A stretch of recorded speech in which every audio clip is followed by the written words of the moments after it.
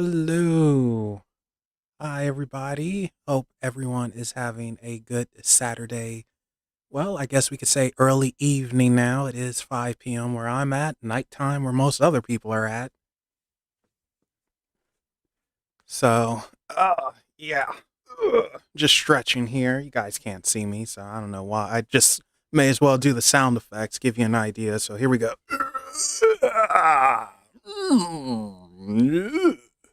There we go. Some good stretches. Oh, quite a few people are here. Let's see. Hello, Kayla. Hi, Afro Samurai. Ghost Rider, hello. Kitten. Hi, Kitten. And hello, Kelvin. Hope you all are having a very good day, night, evening, afternoon, whatever the heck it is, wherever you are. And oh gosh, would I allow Sweet Pea to get pregnant? Heck no. But considering she's been spayed, I if she got preggo, boy, that would be a miracle. I couldn't imagine little kittens she would have because she's kind of crazy. Hello, Dragon Dancer. Welcome. I've been okay, just really, really busy with a few projects and a couple of reviews. Like, this is probably going to be the month of reviews. I have about four of them that are supposed to be out this month. Oh, hello, Melissa. Welcome. So, yeah, about four reviews that are coming out this month. Um, One is just well long overdue. Another I just decided to do because I thought it looked interesting. And then a few other stuff and lots of editing practice. So I'm changing up the aesthetic for the podcast. So next podcast, it should look a little bit different, a little bit cleaner, a little bit more professional. So hopefully you guys will like that. I don't have the next podcast planned, so don't ask me when it is or what it's going to be about because the heck if I know. I do know, however, that on Monday I will be recording with Niema and Bonnie. They are going to be reacting to Ash versus the Evil Dead episode 2 and 3. The problem is, though, as of right now, it's just an Instagram exclusive. So if you want to see that, just go to Unexplained Possibilities Instagram. The link is somewhere. I know.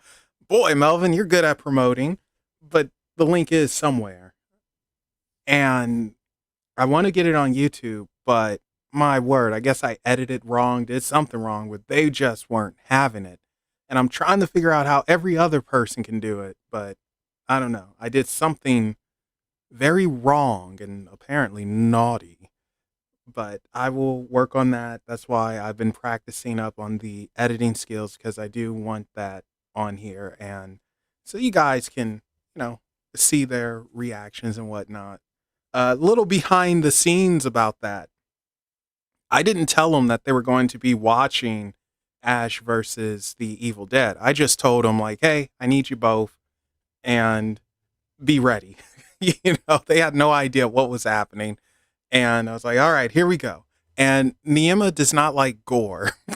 And if anyone knows Evil Dead, they know it's gory. And yeah, so some of that, she was like, I don't like this, Melvin. I said I don't like gore. And here I am looking at this. And I was like, well, it might get worse. So strap in, sugar.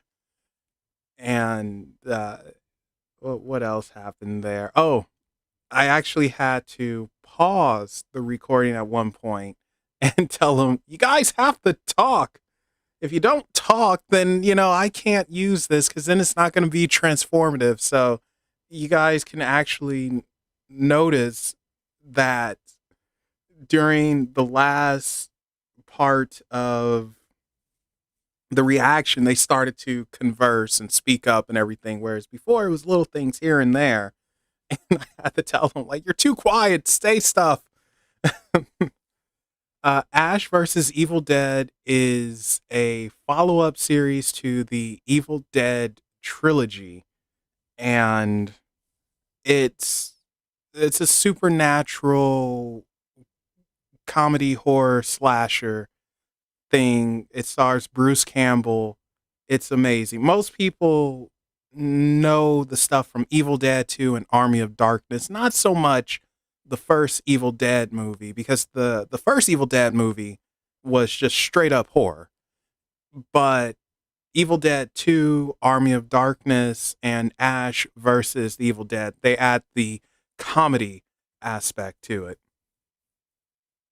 So I believe it's on Netflix, but wasn't HBO. It was Stars, Kayla. It originally came on Stars. It's 3 seasons, 10 episodes a season. Got canceled for no real reason, but oh well. I have not seen Evil Dead Rise. I heard that it is scaretastic. I may or may not see it. My problem is I really like Bruce Campbell. So, and it's like, I like the comedy in it. I'm a wuss. I don't want straight horror. Yeah, close enough. I love that. Close enough. What are you gonna do about it? You son of a monkey's uncle. Bruce Campbell did not direct Evil Dead Rise. I'm pretty sure that was Sam Raimi. It is no way Bruce Campbell directed any of the Evil Deads. He just stars in them. No freaking way. And I think he might have had a cameo. No way he directed. If he no, his name's in the credits, but that doesn't mean he directed it. It is no way he directed that. I'm checking right now for Evil Dead Rise. No way. Let's see. Who directed Evil Dead Rise?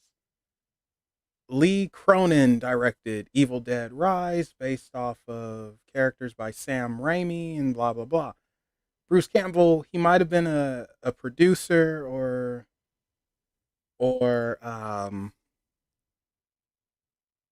he might have been a producer, and I know he had a cameo, but he did not direct it. I love Supernatural. That's actually one of my favorite, more recent TV shows. I would watch it all the time, and when it first aired, I never watched it. And the reason for that was because I was like, what is this? This is a show for girls or something. They're just showing these two pretty boys. Dean, I love you. Sammy, I love you too, brother. We got to do this together. And I'm just like, this isn't for me. Until one day, TNT just so happened to have a marathon on. And this was when they were getting around to season 5. So TNT had a Supernatural marathon on. And it was the final 2 episodes of season 2, I want to say. It was either the final 2 episodes of season 2 or season 4. I'm pretty sure it was season 2. And I was like, what is this? This is really good. And it sucked me in. And I watched season 3 and I was like, whoa, hey, this is pretty crazy. And I don't know, man. I got hooked and I decided, okay, so this is Supernatural. I was wrong about it. It's not a bunch of pretty boys. And I went back to watch season 1. Terrible. Good Lord. I don't like season 1. Season 2, it gets better. Season 3 is when it hits its stride. Season 4, amazing. Season 5 is where it should have ended, which I believe Kripke, the creator, wanted it to end at 5 seasons. That was his goal. But it was so popular, they brought it back again with Sarah Gamble in charge for season 6 and season 7. We don't talk about those seasons. And then, of course, it kept going season 8, 9, 10, all the way to 15. it lost a lot of its mustard, but it was still a fun show. Repeated quite a few themes. I think what turned me off of some of it was the villains had to be bigger and bigger and bigger, and it lost its original plot, which was supposed to be, in a weird way, a road trip with two brothers hunting things, hunting monsters, and figuring out what the heck is going on. But nonetheless, definitely recommend Supernatural. It's a fun show. Yeah, it's a couple of bad seasons, but when you run that long, it's bound to happen. It's more good than bad.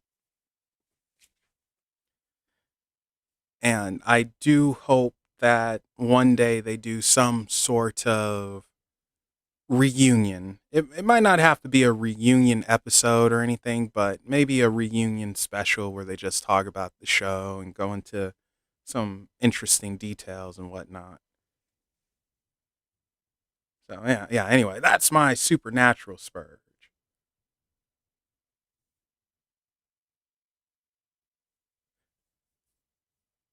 You know what? Now that I think about it, there's probably not going to be another show like Supernatural for a good gosh darn while.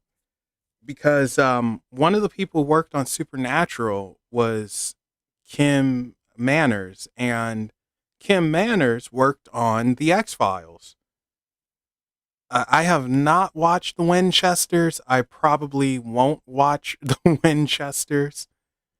And the bad seasons, off the top of my head, season 6, 7, more so 7 than 6, 9, 12, yeah, parts of season 15. Yeah. Hey, two pondering pagans. I'm assuming this is Mystic Salon. Welcome. When the Winchesters is a prequel series to Supernatural. And Lydia, oh my gosh, you know what, Lydia? I saw you come in and I'm speaking to you, and I didn't even say, "Hi, I'm so sorry. I got caught up in the supernatural weeds, darn it. Need a weed whacker, cut these sons of monkeys' uncles down." Actually, speaking of weed whackers, I really need to weed whack the front, but I'm being lazy and I won't do it. Maybe tomorrow morning. No, not tomorrow morning. It's the Xbox showcase, and no, my inner nerd is going to come out tomorrow. So one thing that I enjoy doing, do this every year during the gaming summer showcase seasons, whatever we want to call it, is when it's the Xbox showcase, I do nothing. I don't talk to anyone. I don't want to see anyone. The only one that has permission to be around me is the cat, and she's asleep 90% of the time. I literally shut down and I watch my mess. That this is the one time of the year where it's like, no, don't bother me. I don't care if something's on fire. OD, nope, leave me alone. I do have a gaming channel. I actually need to upload more stuff to it. At the moment, I'm I'm playing through Fable Anniversary and, um, oh my gosh, Sleeping Dogs. So that channel is, you can find it in the not the description, the featured channels on Unexplained Possibilities. I think I call it Crimson Gaming. It's no, I think I call it Crimson Gaming. But anyway, we got quite a few people here. I wasn't exactly expecting it. So, who would like a tarot reading? First come, first serve. Whoever says me, myself, and I will get it. And I literally mean whoever says me, myself, and I will get it. Nope, not counting I would, not counting me. I said me, myself, and I. Who's it? Afro? All right, Afro Samurai, you're up. General reading, got it. I should probably turn this camera on, shouldn't I? Oh, and good news. I found my second camera and a little tripod, and I'm going to work on setting up the cat cam so you guys can see Sweet Pea sleeping pretty much on her sleeping box because that's what she's doing right now after coming in.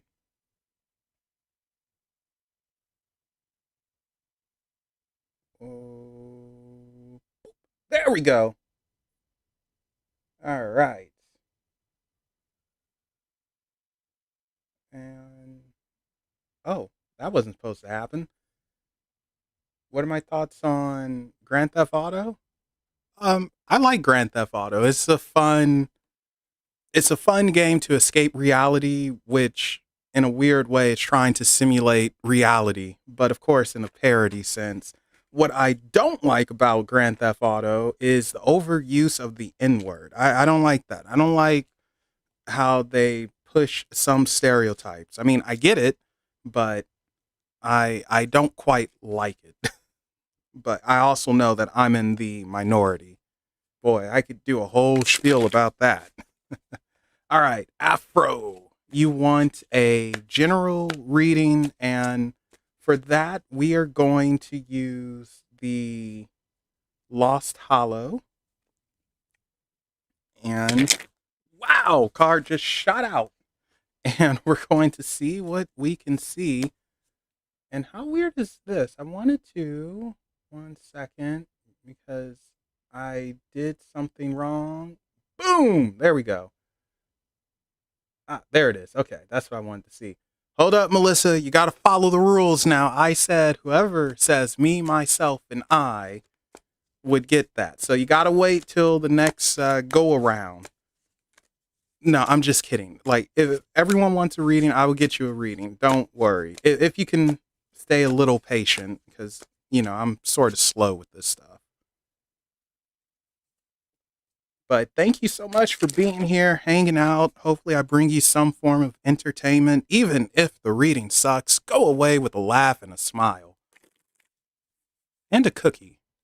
Now, if you can get some internet cookies for real, man, send me some. I will take raspberry cheesecake. Now, if you're a glutton like myself, you know that raspberry cheesecakes are a specialty of Subway. And I haven't had a raspberry cheesecake cookie in about maybe 7 months now.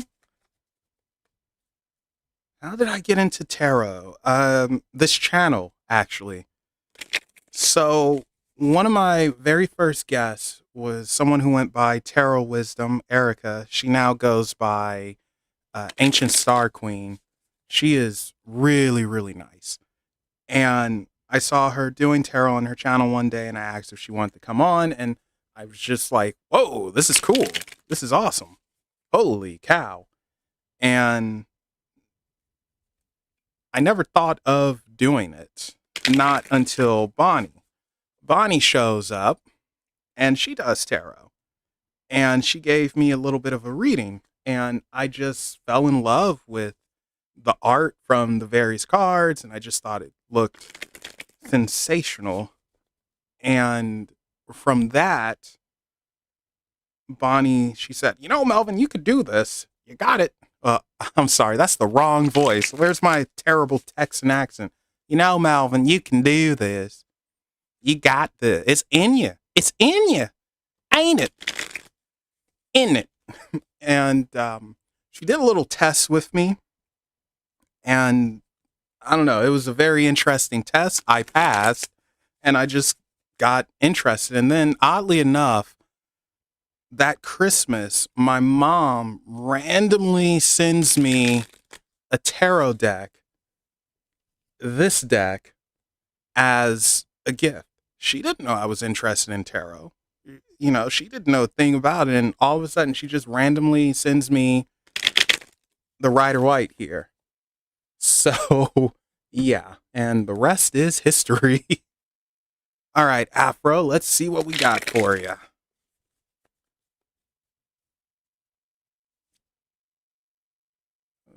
Ooh, okay. We'll slide it that way.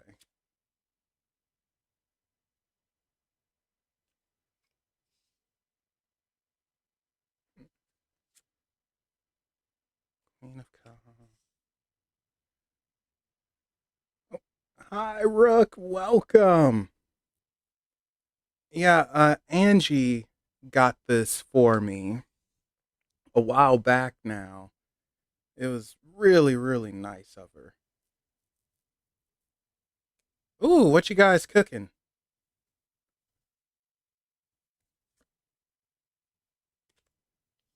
You know what? I think five will do for you.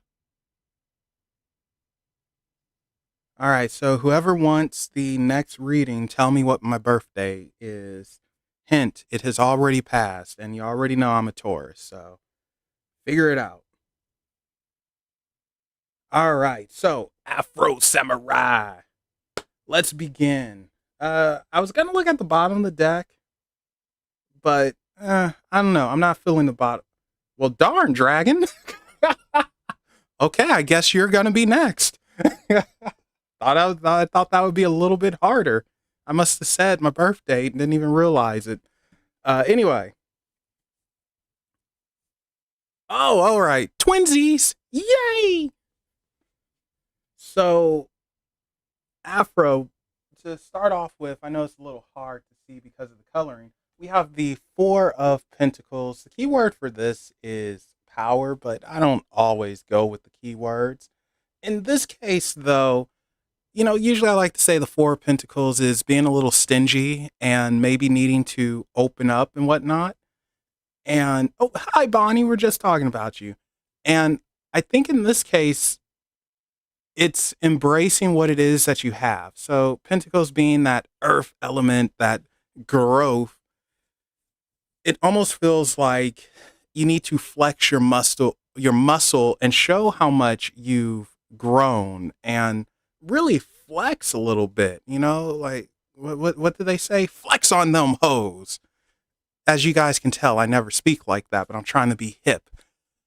But you need to flex a little bit and show how far you've come. And I think that's very important, not only for yourself, but to really let the universe know in an odd way, like, hey, I'm doing the work and here's the results of it. Thank you. Awesome. I feel good. So I think it is time to open up, flex a little bit, show your progress, be proud of your progress, and keep going forward with it, which takes us to our King of Swords. And I like to say that the King of Swords cuts through the BS, we'll say, the illusionary walls. And interestingly enough, right next to the King of Swords is the Queen of Cups. And I like to think that the Queen of Cups is controlling, not in a terrible way, not in the sense of you better do it my way or this or that, but in control of their surroundings and not losing themselves. So it's almost like you have a a a good balance of temperament of knowing what you're going to take and what you're not going to take and being able to cut through the nonsense and exert your will while still remaining in control, having this calm and being cool about it, which is interesting to me because it means that you're not going to take mess.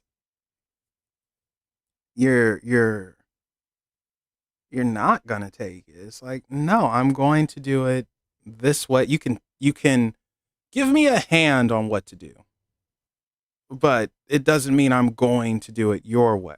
It's like you have an understanding that everyone has their own path and we all have to do it the best way that suits us.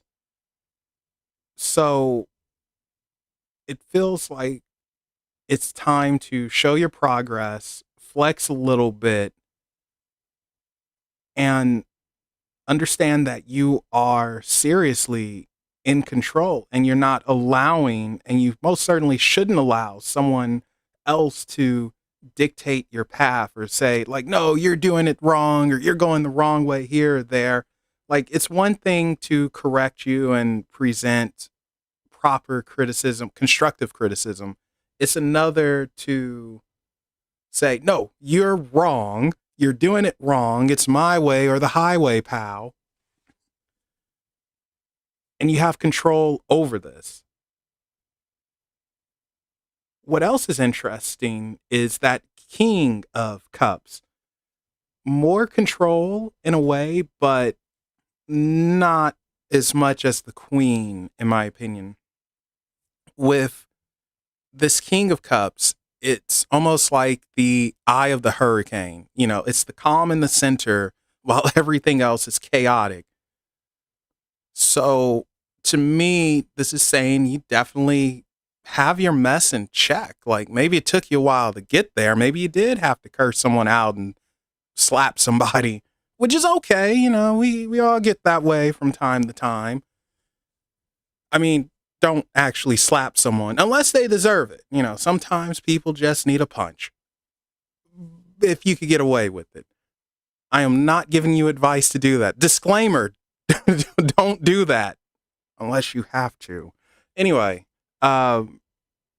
so it's being calm amongst chaos and you still being in control and cutting through whatever is in your way, whatever saying you can't do it.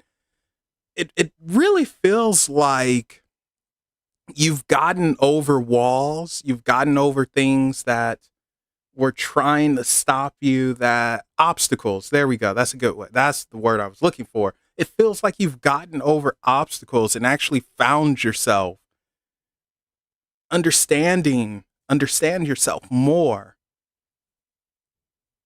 And you need to continue doing that because next up is our Three of Cups, our celebration. Cheers.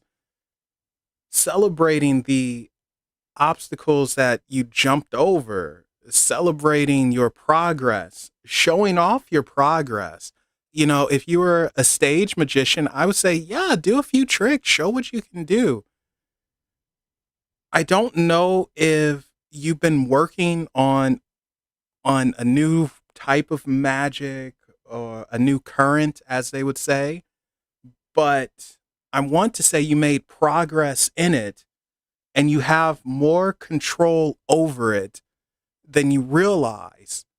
And you are the calm amongst chaos, but you can control said chaos as well. And if someone steps to you or whatever and say, you're doing this wrong, it's not right or whatever, cut them down. Cut them down and go and celebrate your progress. So you need to celebrate more and be happy about your progress. Realize you've made progress. If it's there, you made progress. That Four of Pentacles is saying, like, yeah, show off, man. Show your growth. It's okay to open up. It's okay to show it. It's awesome. You should be proud of yourself, and you're going to continue to grow. Yeah, there's still more to learn. It's always more to learn. I mean, let's face it, that's just life. But you are going to continue to absorb more nutrients, we'll say, so you can grow better, higher, stronger, maybe not faster, but all the other good stuff. But yeah, there you go, Afro Samurai. Dragon Dancer, you are up.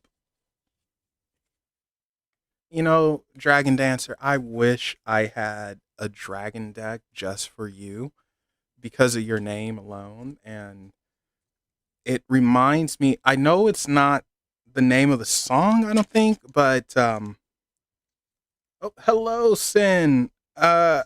I sort of add people in a special way. You'll see in a second. Oh, cool. Right on, man. But yes, you can be at it, but I sort of do it in a special way because I struggle with stuff and I'm weird. But anyway, Dragon Dancer. Yeah, your name reminds me of a song, my favorite song, the theme, well, one of the themes from the Vision of Escaflowne, and I think it's called Curse of the Dragon. I can't remember the title of it. I know the song, I just can't remember the title at the moment. And it's just so great with this violin going crazy. You know what? Let's play a little bit of it. Oh, I'm just gonna tell you to guess a random thing, and if you guess it, you're next. Pretty much, Sin. I'm weird. Let's see. Let me find the song real quick. But thank you for showing up, hanging out. Hopefully, you have some fun. And, feel free to point and laugh at the man behind the curtain. That's all good. Or is it Dance of the Dragon? Gosh darn it. Give me 1 second, guys. I'm looking this up real quick.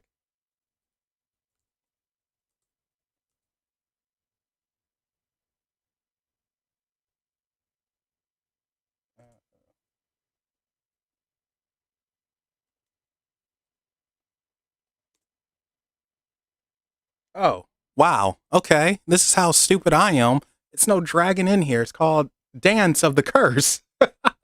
But anyway, this is it.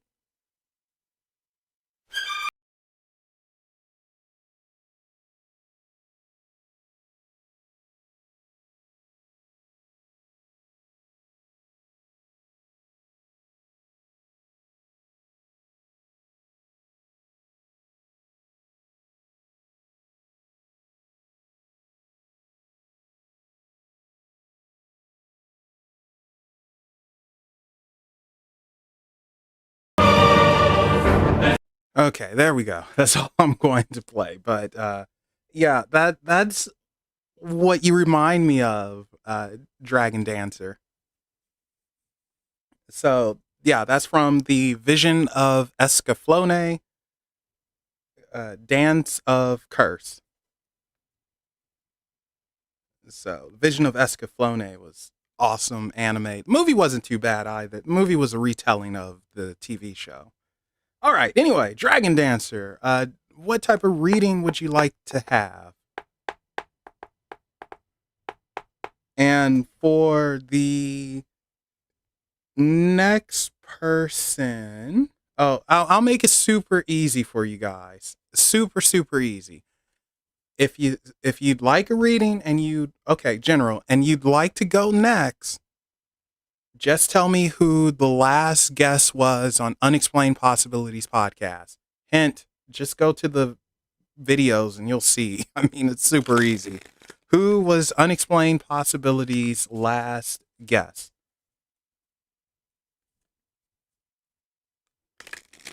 All right, General. So we're going to use the Brady Tarot, a nature deck, because I feel it fits you. What? Sunny True? No, no, no, no. There you go, Kelvin. Yeah, Kelvin got it.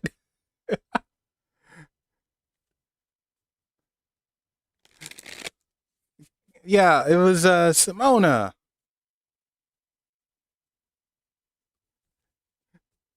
I mean, that's quite the guess, Sin. All right, General for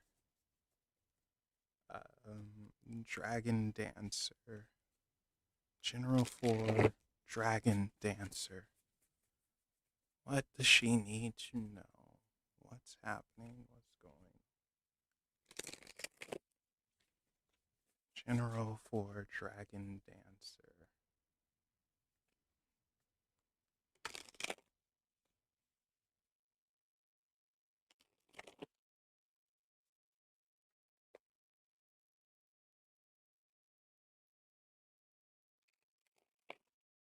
All right, let's see what we got for you, Dragon Dancer.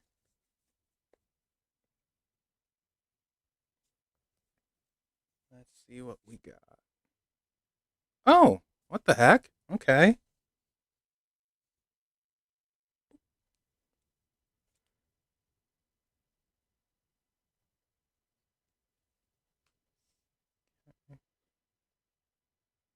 You can't handle the pressure. Oh no.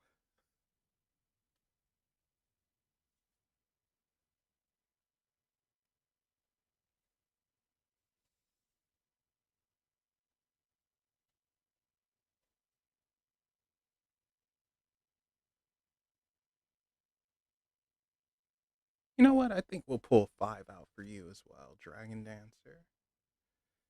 Ooh.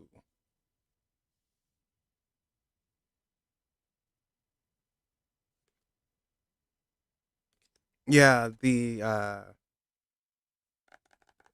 Brady Tarot by Emmy Brady. So you can get them from her website, or I think she's on Etsy as well. So this is the only nature deck that I own, and I quite like it. It will probably be the only one that I own because nature decks are a little interesting, we'll say. But this one is based off of Native American lore.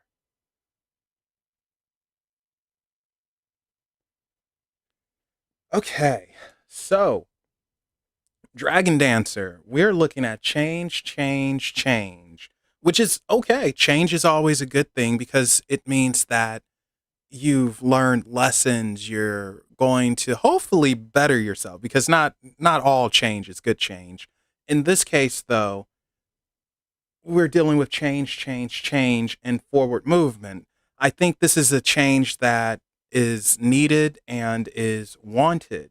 So we start off with the three of horns, and this is celebration. I mean, that's the key word, of course, but it is hello, silver. It is celebration. So it's like, yeah, you should feel good right now. You're doing something that's going to benefit you and embrace that, dance around with it, no pun intended, and really truly enjoy, take it in. And this isn't something you're doing alone, which makes it even better. This is almost like a community change. So you might have someone you're doing it with. This isn't you alone changing for the better. This is no us changing for the better, celebrating together, making it happen, Captain. So next we go to the six of roots. Hello, paranormal witch. The six of roots is giving back. We're giving back here. So it almost feels like it's giving your time back, or maybe gaining time. Giving time back, gaining time back. I'm doing good, paranormal witch. Either way, it's giving and receiving. And the interesting thing is, you're not really asking for anything in return. It's just like, no, this is how it is. This is how it's going to be. You give, you're going to receive because you don't want or expect anything back. And whatever you're giving, it's coming from the heart, whether it's your time, whether it's energy, whether it's planting a planting a plant. There we go. Potting a plant, whatever, growing a tree, whatever you're giving, something of equal value is being given, which is very interesting there. So this should actually be putting you in a good positive mood, man. Like, I don't know. I feel loose doing this. I feel loose and good. Like, I can do a freaking backflip. I will not do a backflip. I will break my neck. But it feels very good, very positive, strong change. And it's like you do need to celebrate. Like, say thank you. Well, which I already know you do, but say thank you again because it feels like in return you're getting a thank you. It feels good, man. It really feels good. And that takes us to the death card. And do a barrel roll. No way I'm doing a backflip. No. The death card, of course, as we know, is change. Things come to an end. Death doesn't exactly mean death, I'm dead. Not that, but a changing of the seasons, a changing of who we are, a changing of location. Something's time has come so you can move on, so you can obtain more, so you can feel better. It's like you let something go. You had to let mess go. Like you dropped something off of you, a weight has been shed, and that's probably why you're feeling partially good because you I almost want to say you have a new freedom, or at least you are going to obtain a new freedom. This death feels like a good death. It's it was coming. You needed this. So yeah, this is a good death. I like this death, which I don't know if I can say that anywhere else but here. Oh yeah, I totally like death, Steve. What about you? How do you feel about it? Yeah, buddy.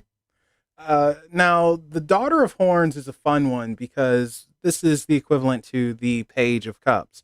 And I always like to say they're messengers. And with this Daughter of Horns, it's going with the flow. It's flowing. You're flowing places. And here's the great thing, you're following your intuition, your heart, spirit, whatever you want to call it. You're being called out. You're listening. You're following that. You are flowing. This isn't you being stubborn and saying no. Perhaps you were stubborn and you said no and you got slapped in the face for it. But now it's like, nah, we're doing this. I'm going with what I feel is best. That gut instinct. I'm not going to fight it. I know things are going to be good. I know things are going to work out. I can feel this, and it's guiding you in the right direction. Now, funnily enough, the Daughter of Horn, she and the Six of Roots there, they're going. Oh well, yeah, but you're going to have to play a game, Paranormal Witch. Would you like to play a game? Anyway, they're going east, and I like to say that when things go east, it's a new beginning, sunrise. So definitely, you got new stuff coming to you in a good way, and new growth. It's coming to you, and you are going to it. So definitely going to be travel. I want to say for you, which is cool. Everyone likes travel. Well, not everyone, but a good chunk of people like travel.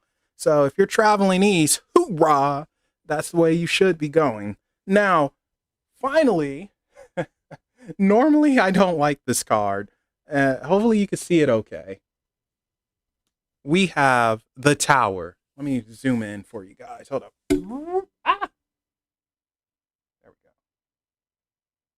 Yeah, this is a wicked tower.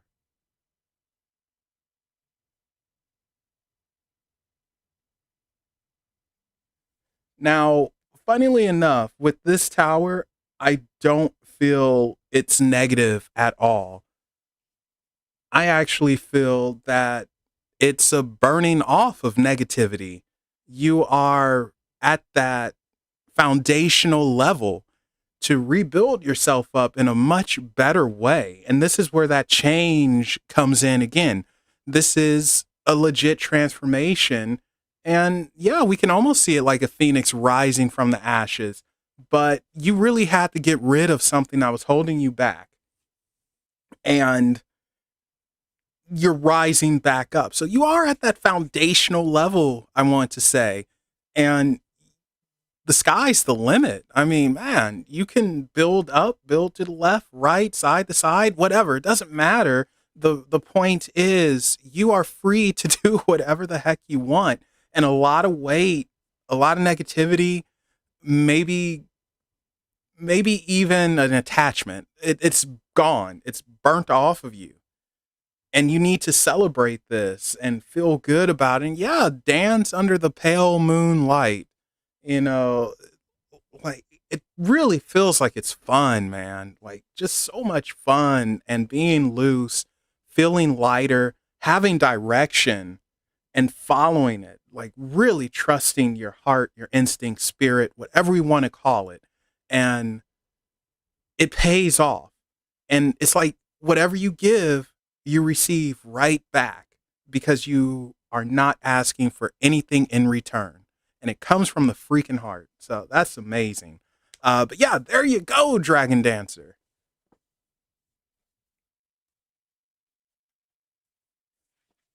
Okay, Kelvin, you are up. What type of reading would you like to have?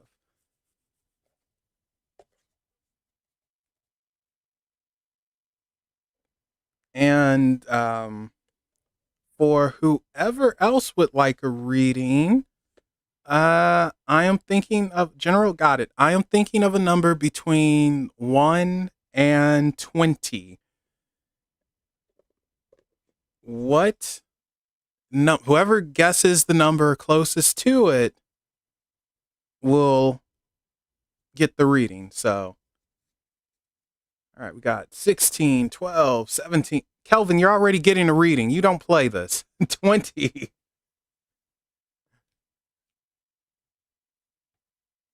And Kelvin, I think for you, we will be using the Lost Hollow. We'll go back to Lost Hollow. I'm probably just going to use the Lost Hollow and the Brady Tarot for today.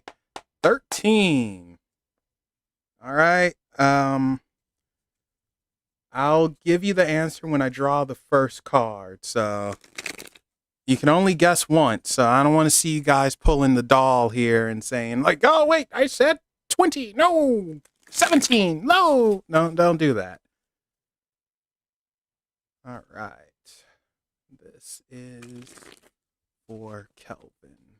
This is for Kelvin. This is for Kelvin.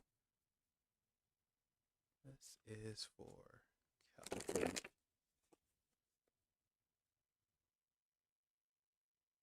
Oh, the ice cream truck is here. Let's give it one more go. So, my neighbors, they have a. I'm not sure what type of fruit tree this is. Anyway, every summer the fruit grows and all that. What the heck is that tree? Because I sometimes get some stuff from it. It's really good. But anyway, I remember this one time, this freaking ice cream truck man. He's driving his truck, playing his music, and then he stops in front of my house. And I'm just like, what is he doing? I'm not going out there. I don't want any ice cream. He stops in front of my house, gets out of his car, comes into my yard, and picks freaking fruit off my neighbor's tree because it's leaning over to my yard. And I was like, can you believe this mess? Like, what the heck? I should have scared him and just been like, hey, what are you doing? Sucker. You know, like, that's some mess.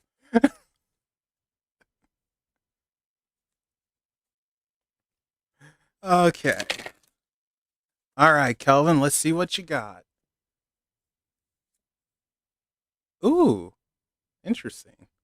All right, and that's the first card. Kitten gets it. I was thinking of number 15 and Kitten said 17.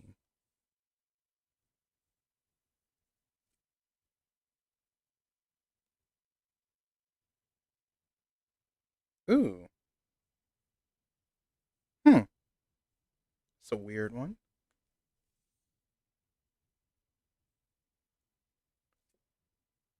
And you know what? I think I'm going to draw 5 again. I don't know. 5 seems to be the number tonight.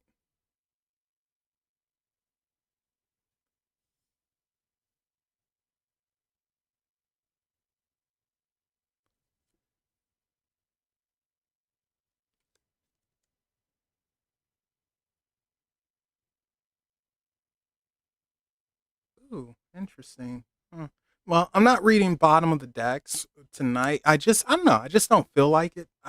Well, it's not that I don't feel like it. I just feel like it's no need to. But this is an interesting one, Kelvin. And hopefully you guys can see the cards decently enough. I think you can. So to start off, we have the Six of Wands, victory. And it's quite the victory because, the person is still going. There's a parade happening. Flowers are being tossed down. all that good stuff that you think of when you return from a hard fought battle and the war is over and you won, but not without injuries, not without casualties. So to me, Kelvin, this is basically saying like you have or have made sacrifices and they pay off. Your hard work pays off, but it's stress inducing and it's heavy. But this is like a recovery or something. It's like recovering. I want to say, yeah, that's almost what it feels like, recovering and recovering good, being stronger for it. Even though, right now it's a little weak, a little hurt, but you get there. This is a victory. You have victory coming, success coming after you dealt with whatever you had to deal with. You heal up and you are celebrated.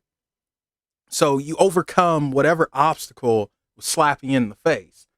Overcoming is always a good thing. That's something we all want to do.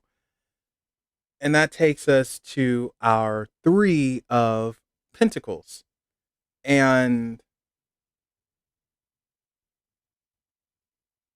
sometimes with the three of pentacles, I like to say that two's a party, three's a crowd, somebody has to go. But not so much in this case. I don't think that is the case. I think this is actually a community being behind you and not have to go, but working towards your benefit. This is a group effort working on you for towards your benefit to help you become a better you. And hello, ball. Welcome. It's to help you become a better you, a stronger you. It's a community effort. It's not you being by yourself, even though, you might be recovering, you might be injured, but you beat whatever it is you had to beat, whatever scenario, whatever obstacle that was there, you beat the mess out of it. Yeah, it bit you in the butt a little bit, but you're still standing. Well, I guess metaphorically in this case, you're in a wheelchair, but you're still rolling, you're still going. And it's a community effort behind you to help you improve, to help you get strong, and to keep pushing you forward. So you're not alone in your pursuits. And it's okay for you to reach out to the community, to ask for help, to have a little bit of guidance. It pays off for you. Well, no, I was metaphorically speaking. I didn't mean literally. It was more of a figure of speech, Kelvin. Don't worry. Now going to the next card, we have the Eight of Cups. And sometimes with the Eight of Cups is sacrifice. It's leaving behind something we really don't want to leave behind. And sometimes we have to leave it behind because we're juggling too much. And cups being that water element, that emotion, emotions can overtake us and then we do silly things and we're not seeing the full picture because we can't think logically, all that mess. Saying that, I don't necessarily think this is you having to exactly give up everything, but I do think that you have to have more focus on one thing. It doesn't mean drop everything, just focus more on one thing and let the others rest for a moment. Because right next to that, we have justice. And, automatically we say that justice is the balancer and what you put out, she'll make sure you get back what's fair and all of that. But I look at it as a judge hearing a case. When you present something to a judge, you want to be precise, concise. Is that a word? Concise? I'm pretty sure that's a word. I don't know if I'm using it right or not. But anyway, you want to have your mess in order. You want to have it together. And if you're juggling 10 things at once, you're not going to present things the correct way. Even if you know what you're talking about, it's just a lot going on in your head. So I think you have to learn how to focus more, focus better on one thing at a time, not dropping the other ones, just giving more attention to something. And that way you can present your case better.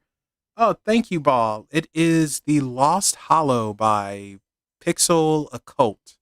So you can, oh no, actually, you know what? Now that I think about it, I think he sold out of this one. So I don't know where you would actually get this now that I think about it. Anyway, Kelvin, it's like not drop. It's not drop, but just put your focus more so on one thing.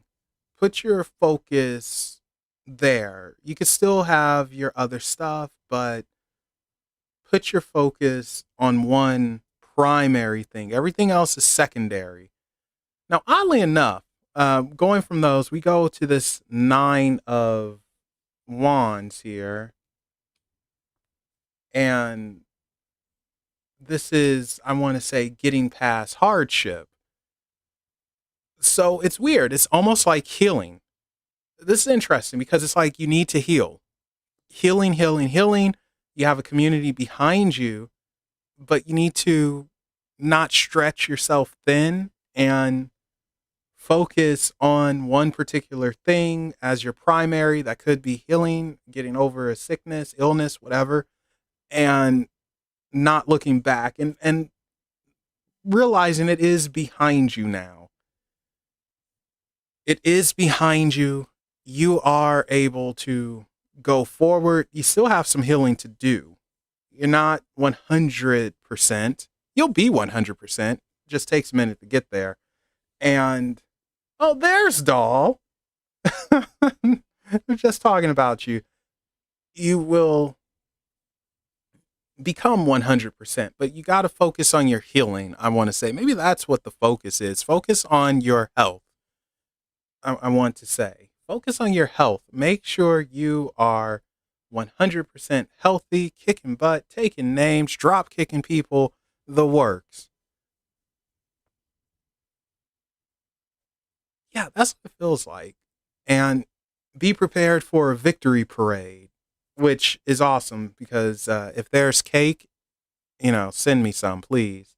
But yeah, there you go, Kelvin. There you go. Uh, what's your name? Oh my God, I said, what's your name? Kitten, you are up next. What's your name? Oh my gosh, how disrespectful. I didn't mean to be a prick like that. Okay, General, you got it. Okay, so whoever wants a reading next, I'm going to see how can I make this fair. Whoever wants a reading next. Hmm.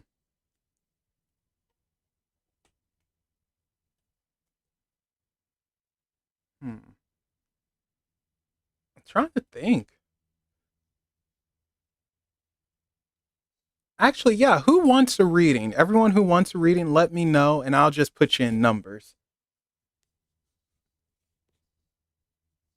All right, so Paranormal Witch, Doll.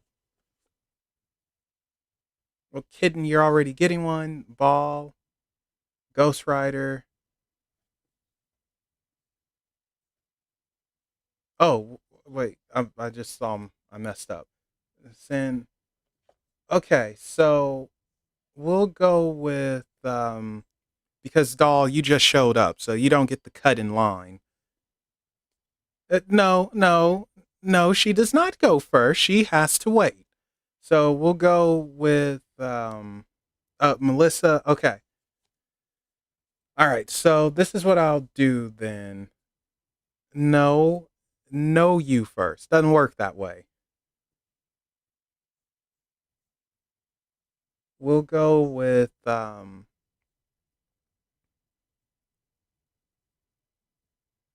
ooh,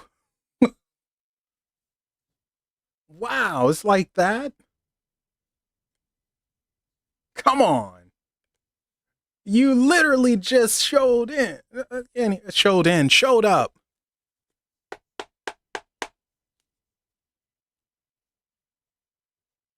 So, gosh, you see, this I'm not good at thinking on the spot. I'm a very slow thinker.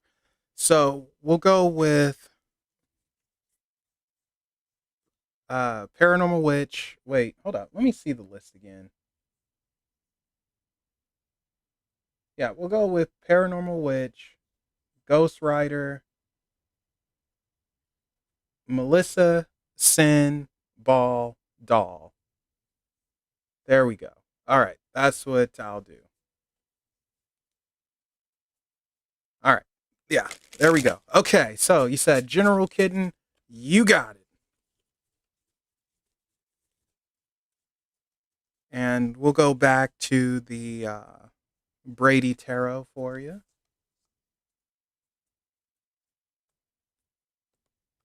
You came in last, you go last. Unless someone else shows up who wants a reading, it's not an insult. You came in late, so you go last.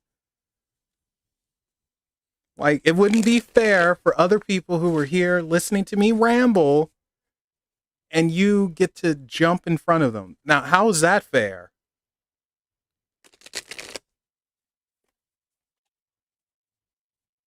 Well, you know what? Nothing we can do about that.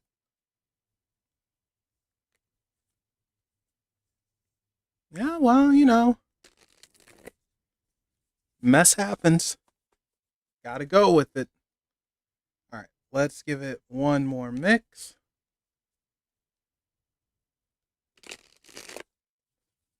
And actually, we're going to give it another mix.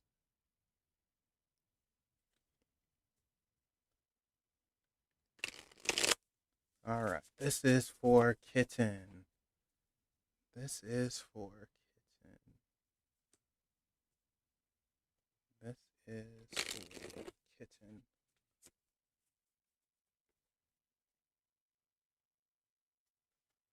Oh, I believe you, but still, you chatted last, you go last.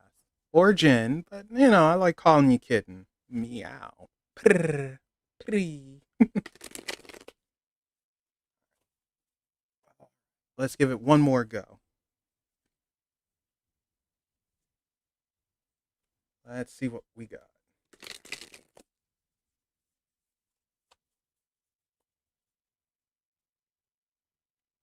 Oh, believe me, they do.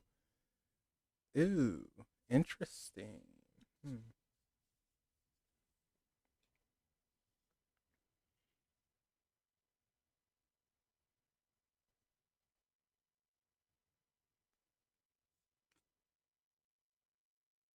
Hmm.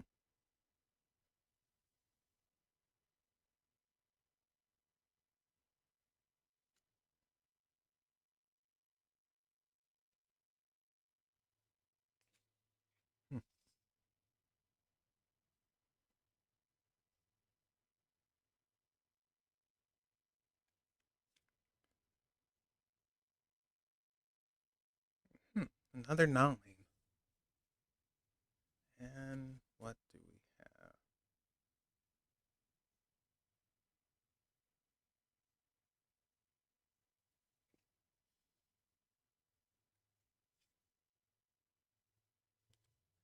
No, she's not Simona.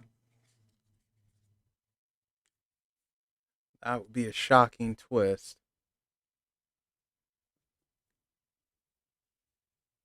And they're shooting off fireworks.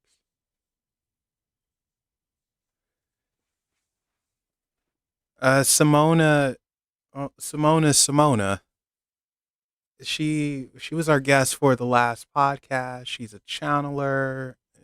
She does angel oracle, communicates with the angels and whatnot. Like, she's really really sweet and really cool.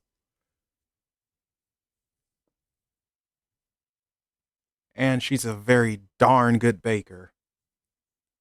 All right, so kidding, this one's a bit over the place, but it feels like it's more so to do with work for yourself.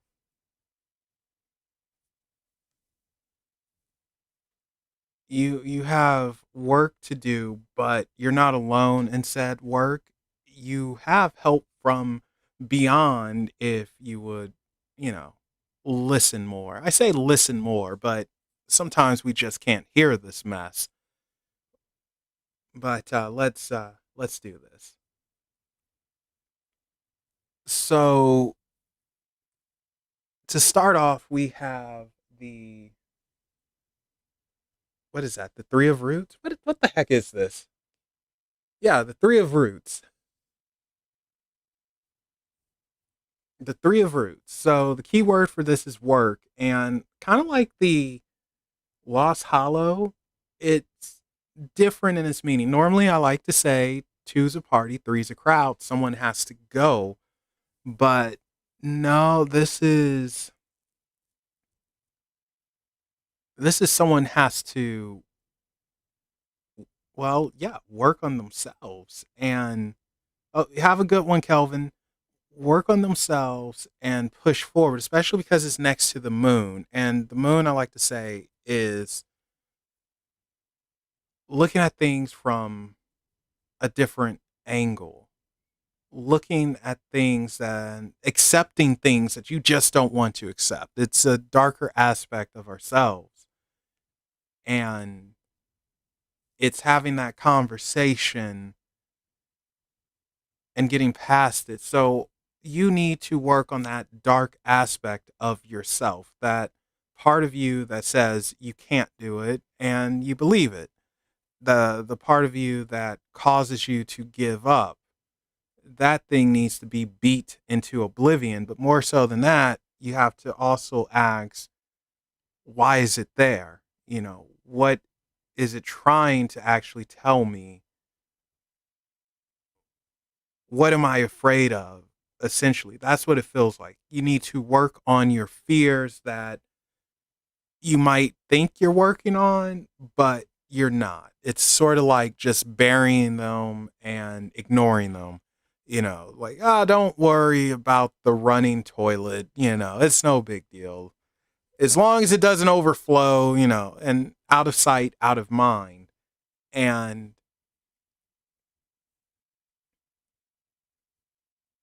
and it almost feels like, no, it needs to be insight in mind, and you have to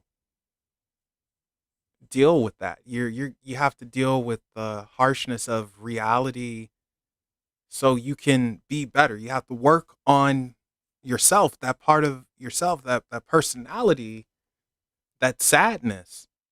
And that takes us to this four of horns. And normally this is like paying attention to things that you shouldn't be paying attention to just yet. It's like, look behind you. What you want is right behind you. But this is just straight up not caring. It's almost like you've given up. It's almost like that. It's almost like, I don't care. I'm hurt. I'm tired. I'm not going anywhere. Just everything sucks. And that also goes back to this moon here, where you need to confront that side of you and beat it into purgatory or oblivion, whatever we want to call it. You're not working on yourself in the correct way. And it's like you're distracting yourself, but you're not working on yourself. And it becomes you not caring. It's you, like, yeah, you see your blessings or whatever, and it's like, okay, I'm thankful for it, but whatever. It's just like, huh. It almost feels like depression and not necessarily going anywhere at a rate of any time soon, I guess we could say. Then we have this nine of wands, though.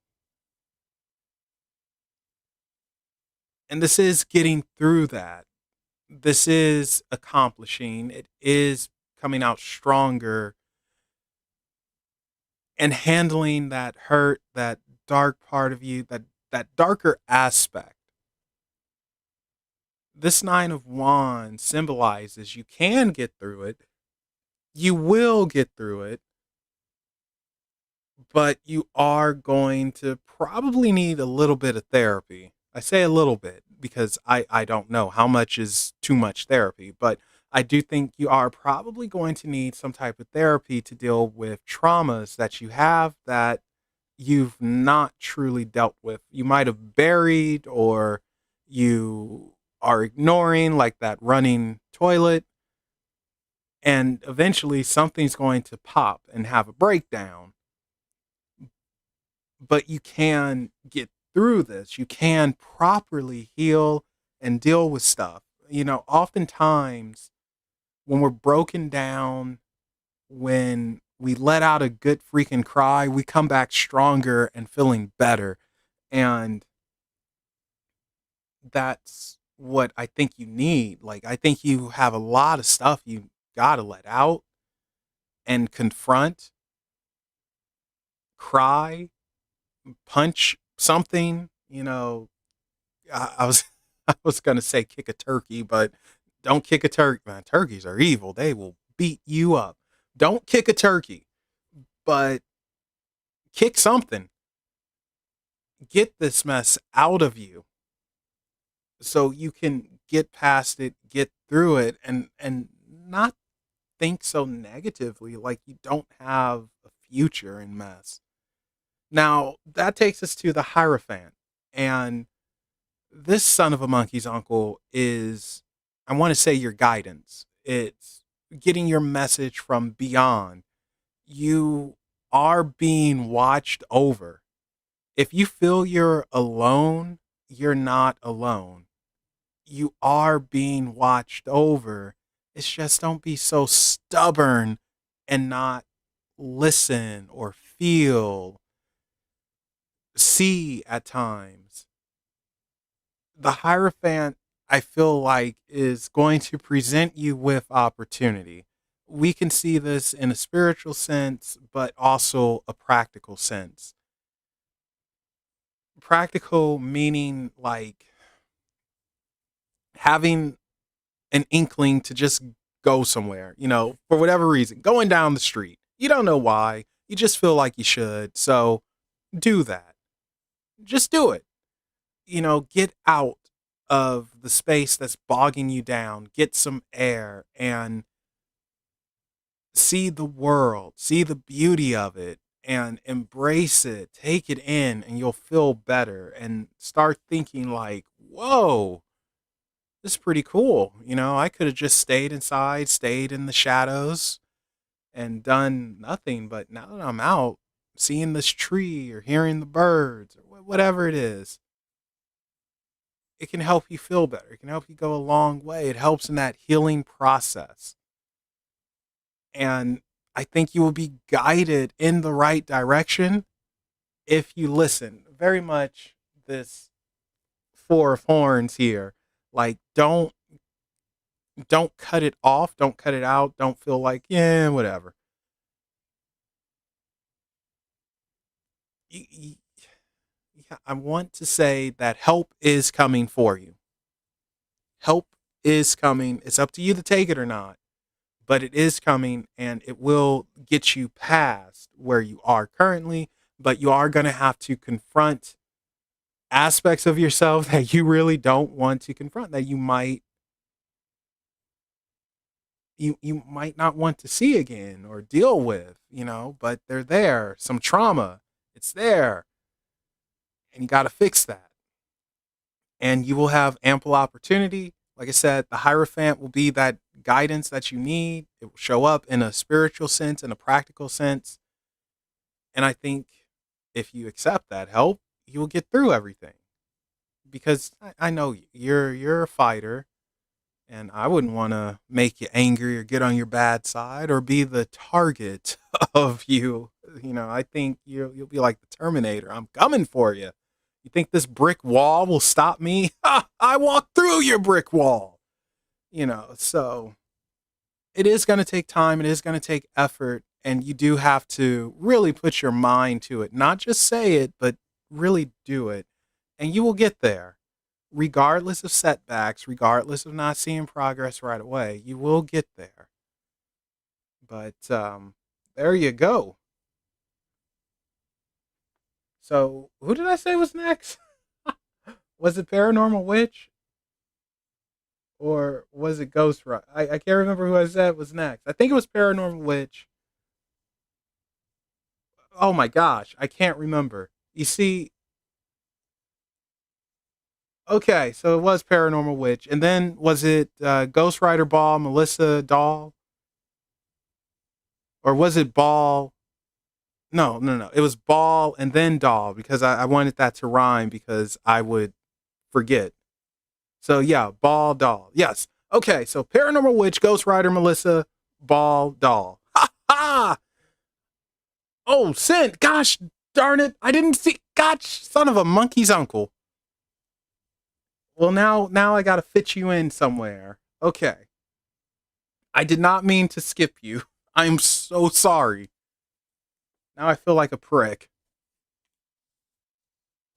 I know you've been here for a while. That's the worst part. I know you've been here. Sin, who is that as your avatar?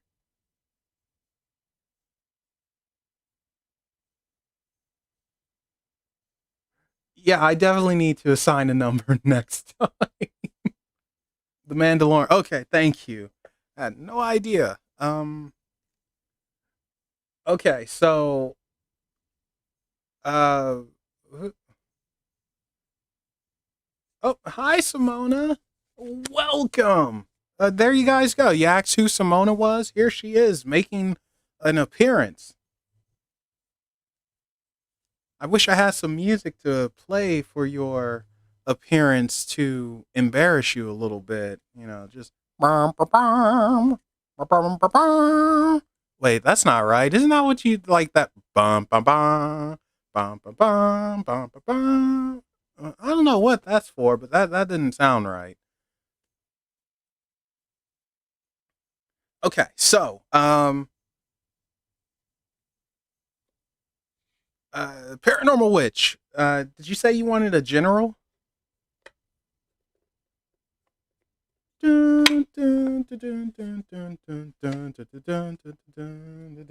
right, I got you covered. All right, general for Paranormal Witch, and we will go back to the Lost Hollow and see what we got. No, Doll is Daughters of Lilith. She has not been on Unexplained. I don't know if I can handle her. She'd break me down. Mm. I am of course joking.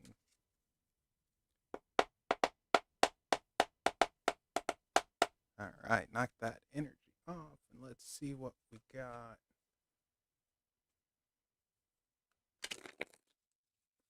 You guys know what I I'm no twig.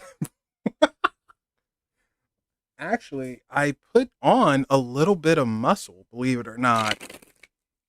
And I'm so proud of myself. Like I was I I was just looking in the mirror and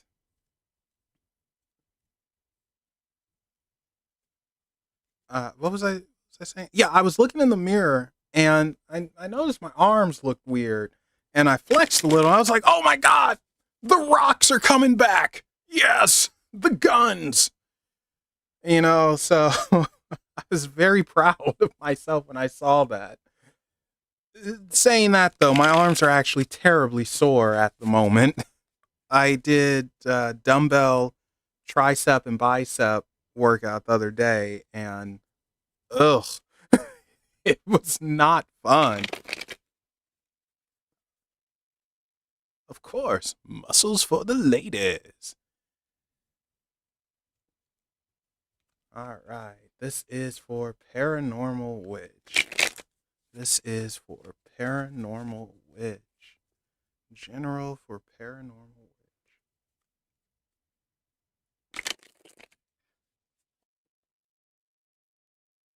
But man, I have a craving for some pancakes.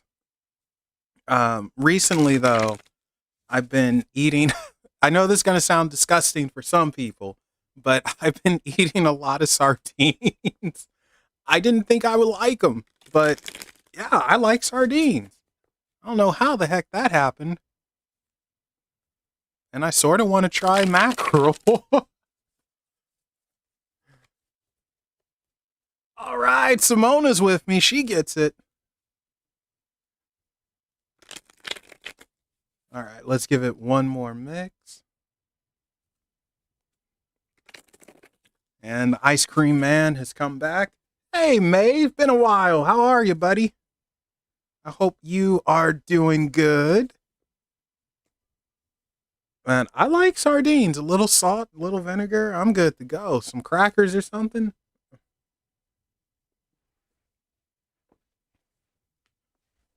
Man, that stuff is delicious.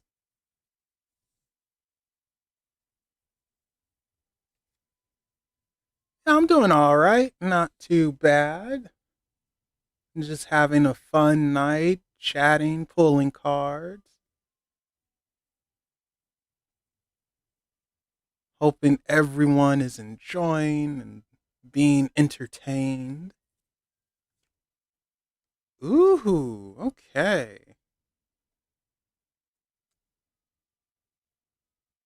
All right. Uh, I don't know how to describe the taste of sardines. All I can say is sardines taste like sardines.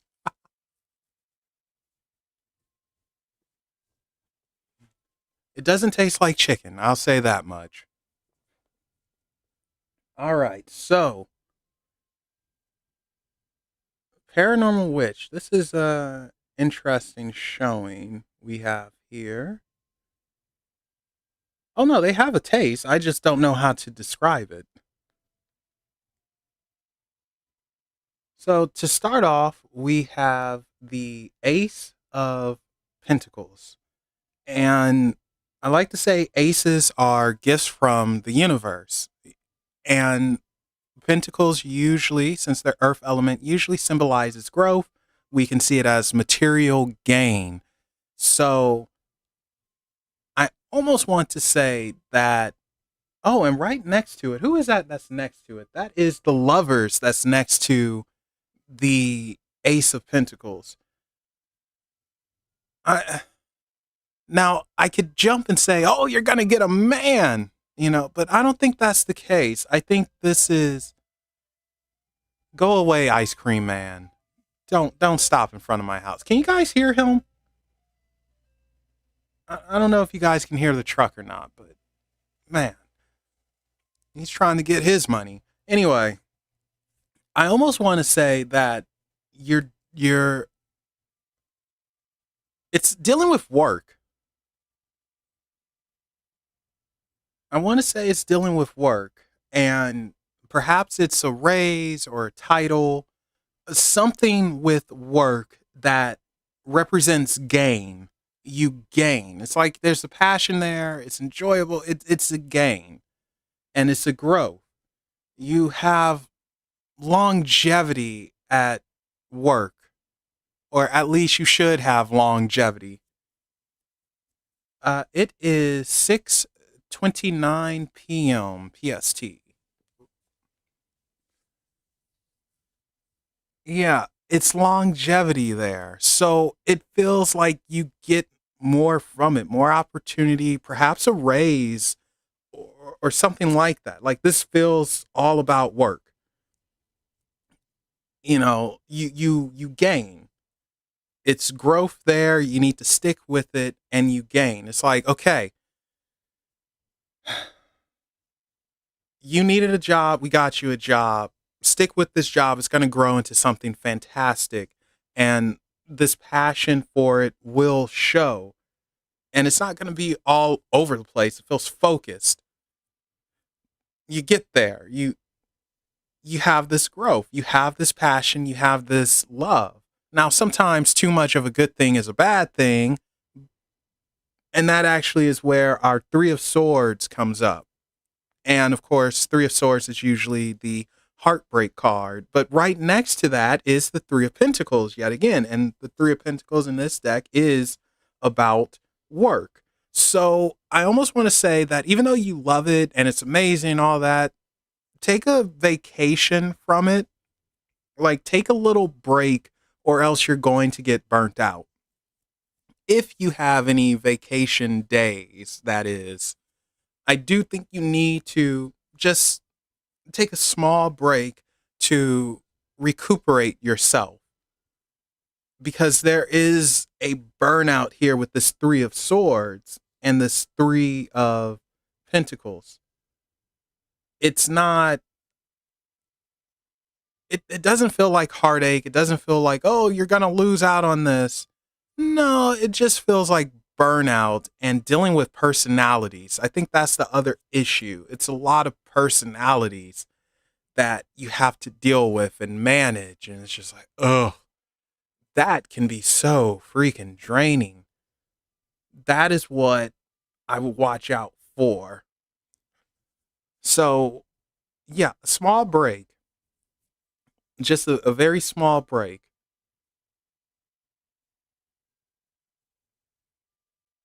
Saying that, we go to the Fool. And of course, the Fool. Oh, wow, you can barely see that, huh? There we go. That's better. The Fool is number 0. The I can be anything I want to be. I can evolve into anything I want to evolve into. And for me, this doesn't feel like a start from scratch or a do over. To me, it more so feels like I'm now on this path to greatness. I'm on a path and I'm set up for something that I didn't have before. I can now accomplish things.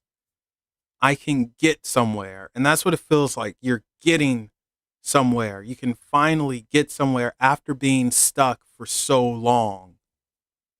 So it's not necessarily a do over. It's just this path now leads somewhere. And I can now be a part of this journey. I can now truly start to live. That's what I feel like with the Fool. And it's awesome because it's potential everywhere for you. You know, a raise, a promotion, um, just lots of growth potential if you can deal with the personalities and knowing when to take a break, because it is a lot of passion. Yeah, it's a lot of passion here. It's a lot of love, but you have that growth potential for earning more money, earning a title, earning a new position. It is there. So I definitely think you're going to get a raise or a promotion or something to do with moving on up. I really believe that, but you also need a little bit of a break. You got to take a step back from work. It's a lot of personalities and it can lead to burnout. And it's hard dealing with a lot of different people. You know, sometimes they get annoying and you just want to tell them to shut up. That's difficult. I mean, and I guess you can't really say shut up at the job, or else they'll be like, you are now shut out, you know, and throw your butt to the curb and close the door. What is with this ice cream dude? He has passed by here 3 times now. My word, man. Anyway, stick with the job. You're doing awesome. Just take a small break and don't be afraid to go for a higher position, go for a raise, you know, go for more, because the opportunity is there, the passion is there. Go for more. Don't just stick to where you are.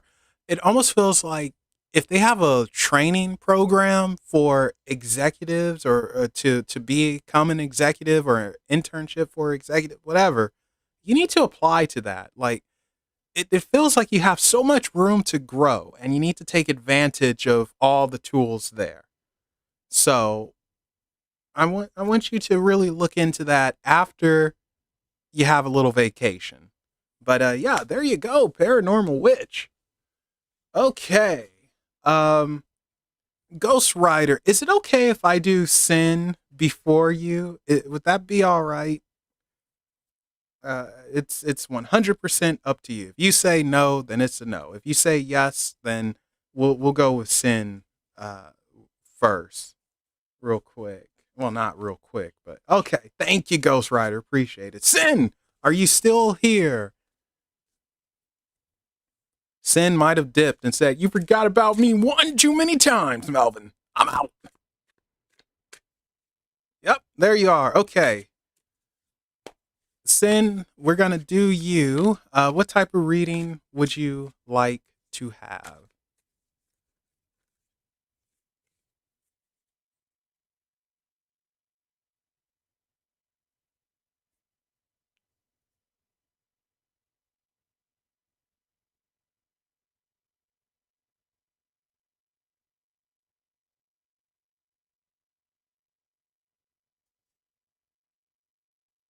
Love reading or feelings? Uh oh. Okay, we're going down that route. All right. Well, you know what, Sin? I think we're gonna be a little bit naughty then. We're gonna switch it up some. How does Amari feel towards me? Okay, we can do that. Who is Amari and how do you want them to feel towards you? Huh? Wink, wink. Melissa, I have not seen that. What is the ice cream episode? Please fill me in. And if people don't want spoilers, don't read the chat right now. What is the ice cream episode?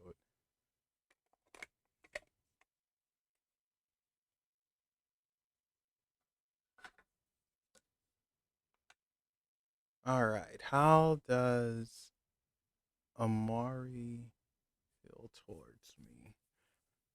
How does Amari feel? All right. This is for Sin.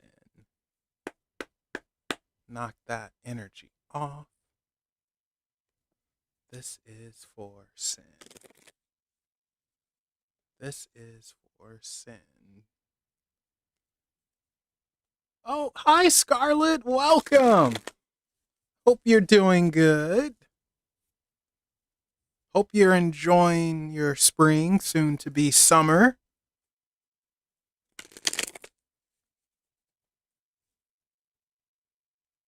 How does Amori feel towards me?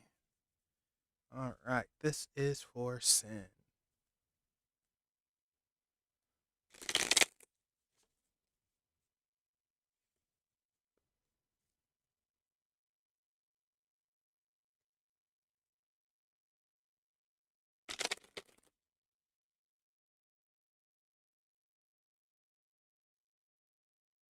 Oh, shoot.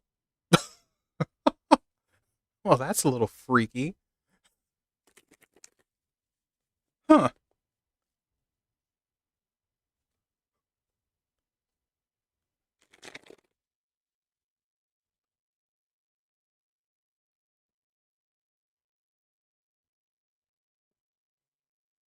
Let's see. All right, let's give it one more mix. Oops. Almost dropped the cards everywhere.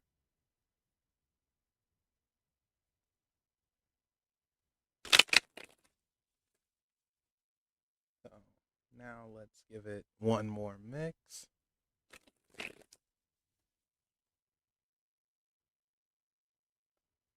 And let's see what we got.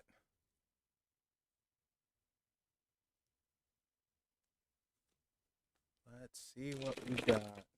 And then Ghost Rider, I'll do you next. After Ghost Rider, it's Melissa, and then Ball if he's still here, and Doll. And if anyone else would like a reading, let me know now because you will be after Doll.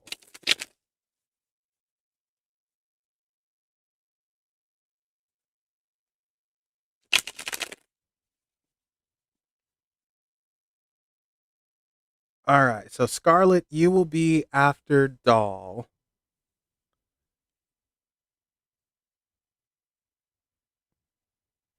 Huh.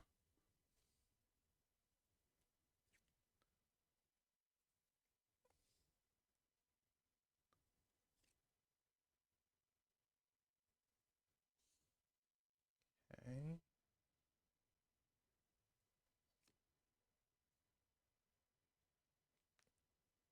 Two of Swords. Yeah, Two of Swords.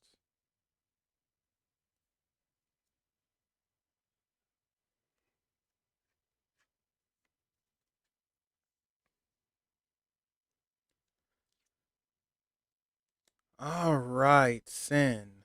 So,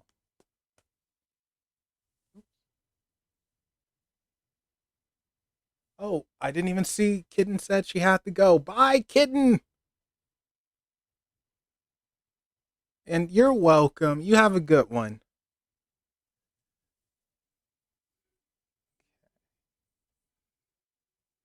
Oh yeah, these are the freaky cards. Like, let's not kid ourselves. This isn't sensual. This is just straight up sexual, baby. All right. So, Sin, we start off with the Knight of what is that? Swords? Swords, yeah. We start off with the Knight of Swords, and you know what? I didn't realize that her bum was just like right there in the in the camp. Huh. I just looked to my screen. It's like, oh yeah, this could get me in trouble. Oh boy. Anyway, so Sin, we start off with of the Knight of Swords, and swords, air element, where our head is, and we're looking at control, it feels like. And being that we have the Six of Wands right next to that wand, I think this is wands. Yeah, not that crazy. Wands being that fiery passion, desire, and the Six of Wands being victory, obtaining.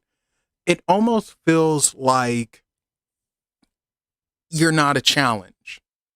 It's him being in control and him being kind of bored. You're not a challenge. It's no bad feelings here. I don't think it's harsh feelings or anything like that. It's just a little bit of boredom because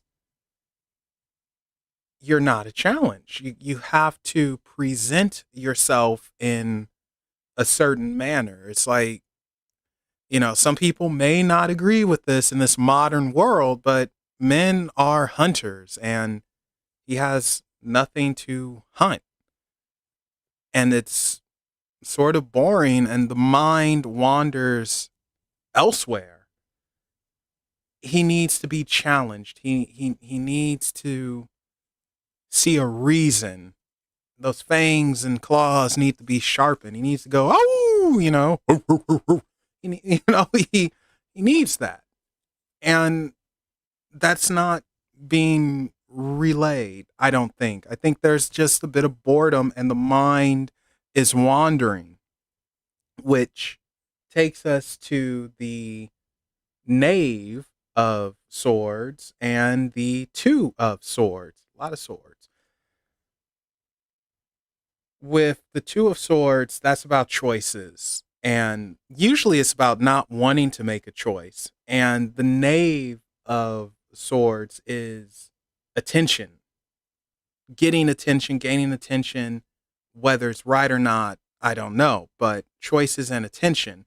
Now, I'm actually going to jump to this other one here, this Knight of Pentacles, someone rolling up. So I think you might have some competition here to where his mind might be wandering to another person, and it creates an excitement. You are losing that attention because he can so easily grab it, and something needs to be done about that. I don't know what you can do because, people are weird. And sometimes when we get what we want, we find out, I don't really want this.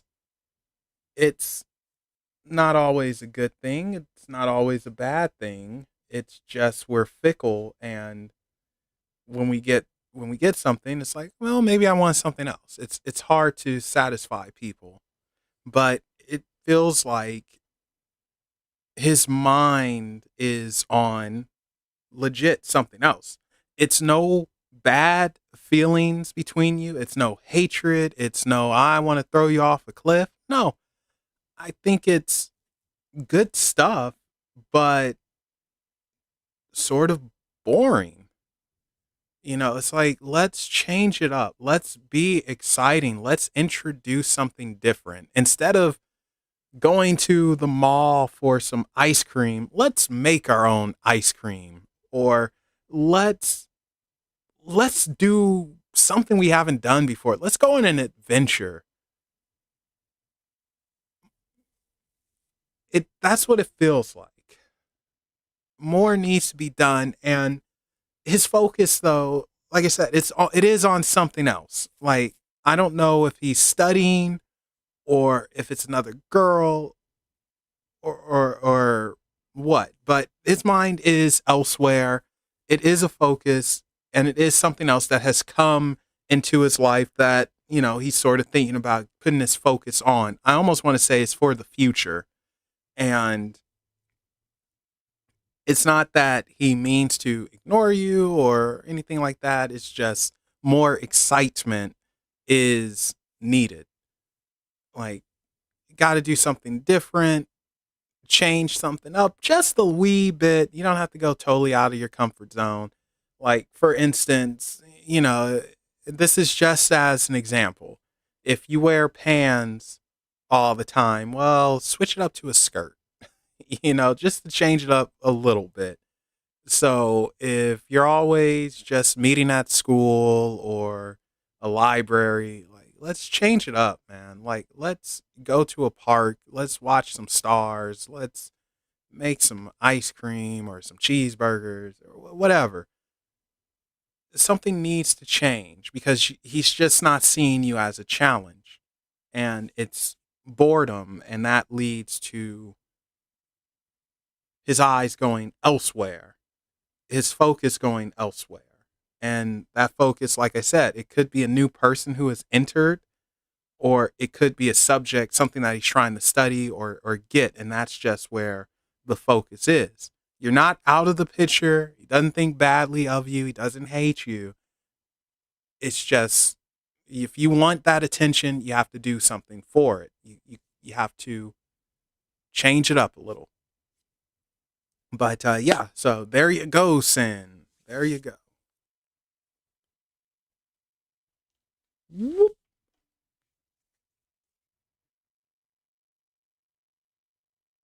All righty. Who was next? Ghost Rider. Yes, Ghost Rider was next.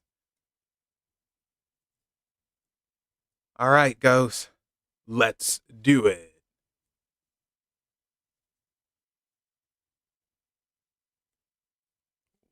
Uh oh. Did did I lose everyone? Did things crash? Everyone got so quiet all of a sudden. Oh no. What's happening?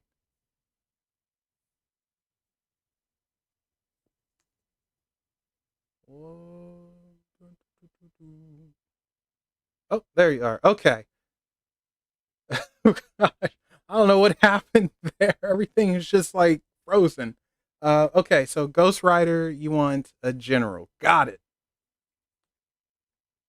A general for Ghost Rider. General for Ghost Rider. You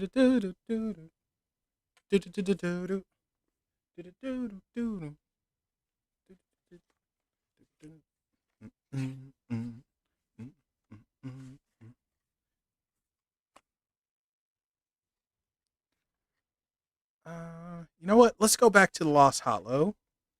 I think that'll be a good one.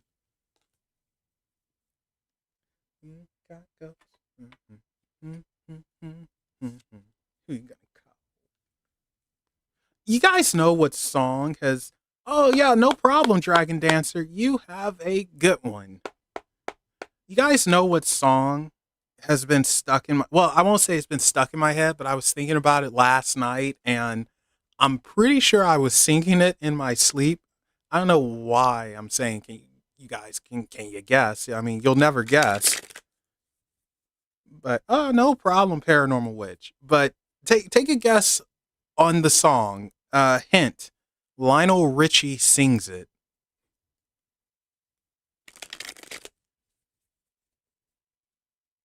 Lionel Richie sings this song, and it has a featured singer with the longest name I've ever seen. So he goes by a shortened version of it. I incorrectly used to call him Acorn.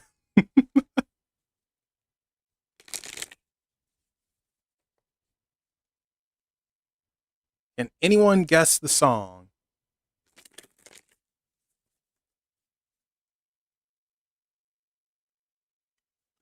No one? Okay. All right. I'll give you until I pull out the first card. Remember, Lionel Richie sings it. It's not recent, but it's recent. It's definitely not when he was with the Commodores. Not all night long. Although I see where your mind is, Melissa. All night, all night. Ah, Ghost Rider got it. Yes. That song has just been stuck in my head, man. It'd be so nice. You don't have to be so lonely. It'd be so fine if I could take you. I know you like to get away, go away, far away to a place where it's just us two. Busy day, every day, but not today.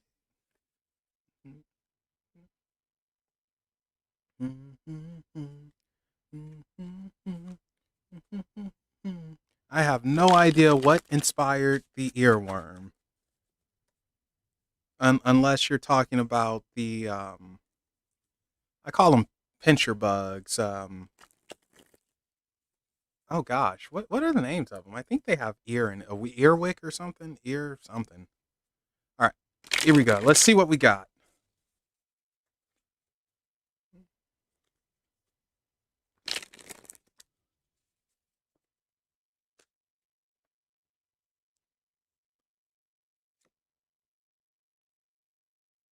Hmm.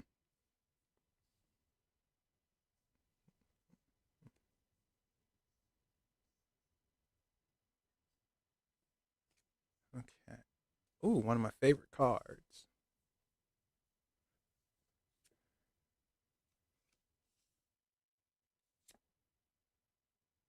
Huh. You have come back.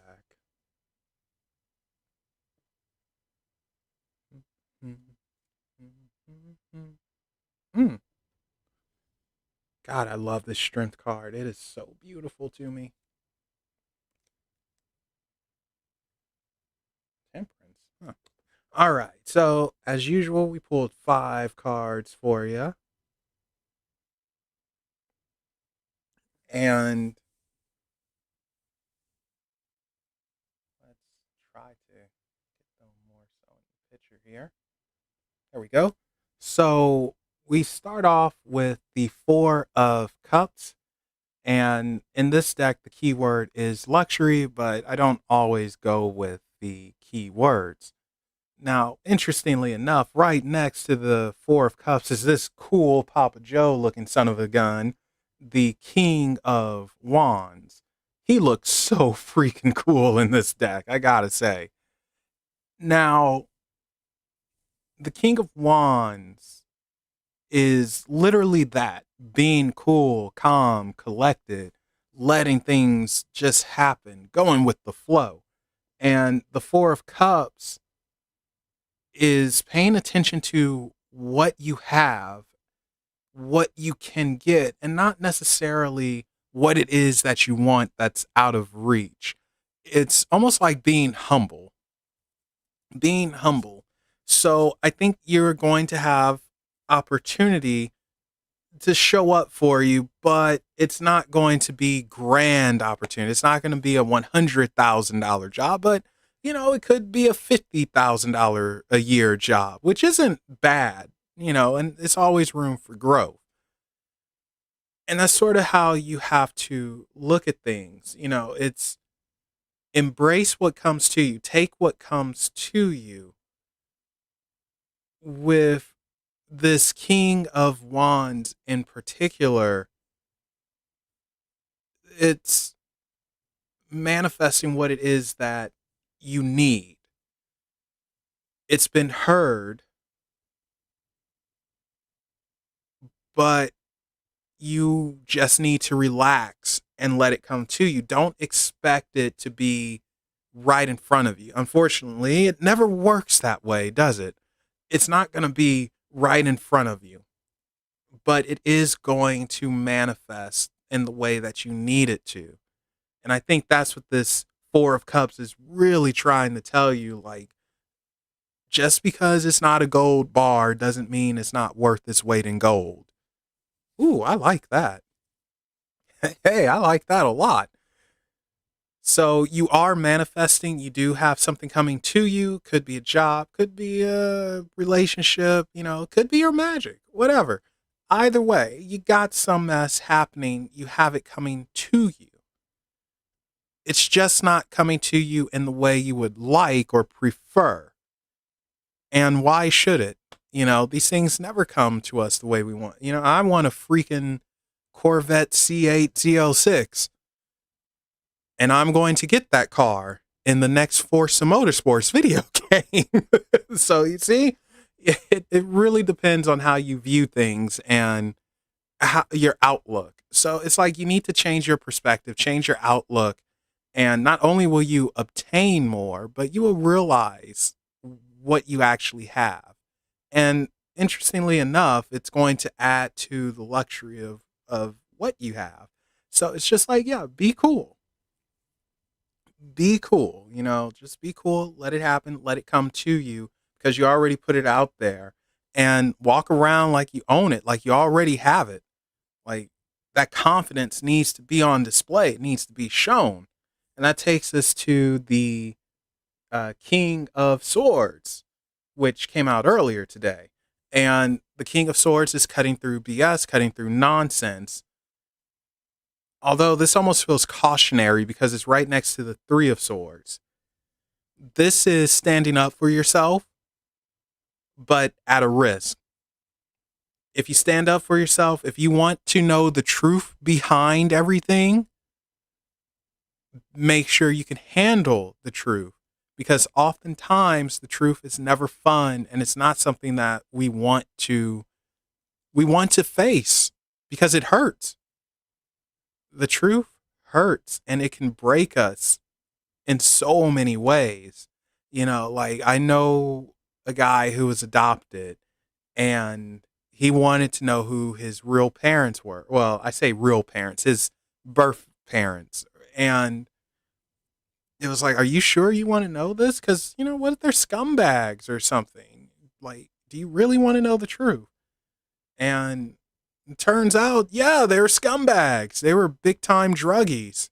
And they tried to sell him in order to get money for their drug habit. And it's like, man, did you really want to, you know, do that? So Going back to what I was getting at here, don't take no mess from nobody. Call people out, call things out, and if you want the truth and you seek the truth, you will get it. It will happen, you will find it, you will have it, but make sure you can handle it, which I think you're probably going to have to deal with the confrontation, and maybe you rather not deal with it. I know I don't like it.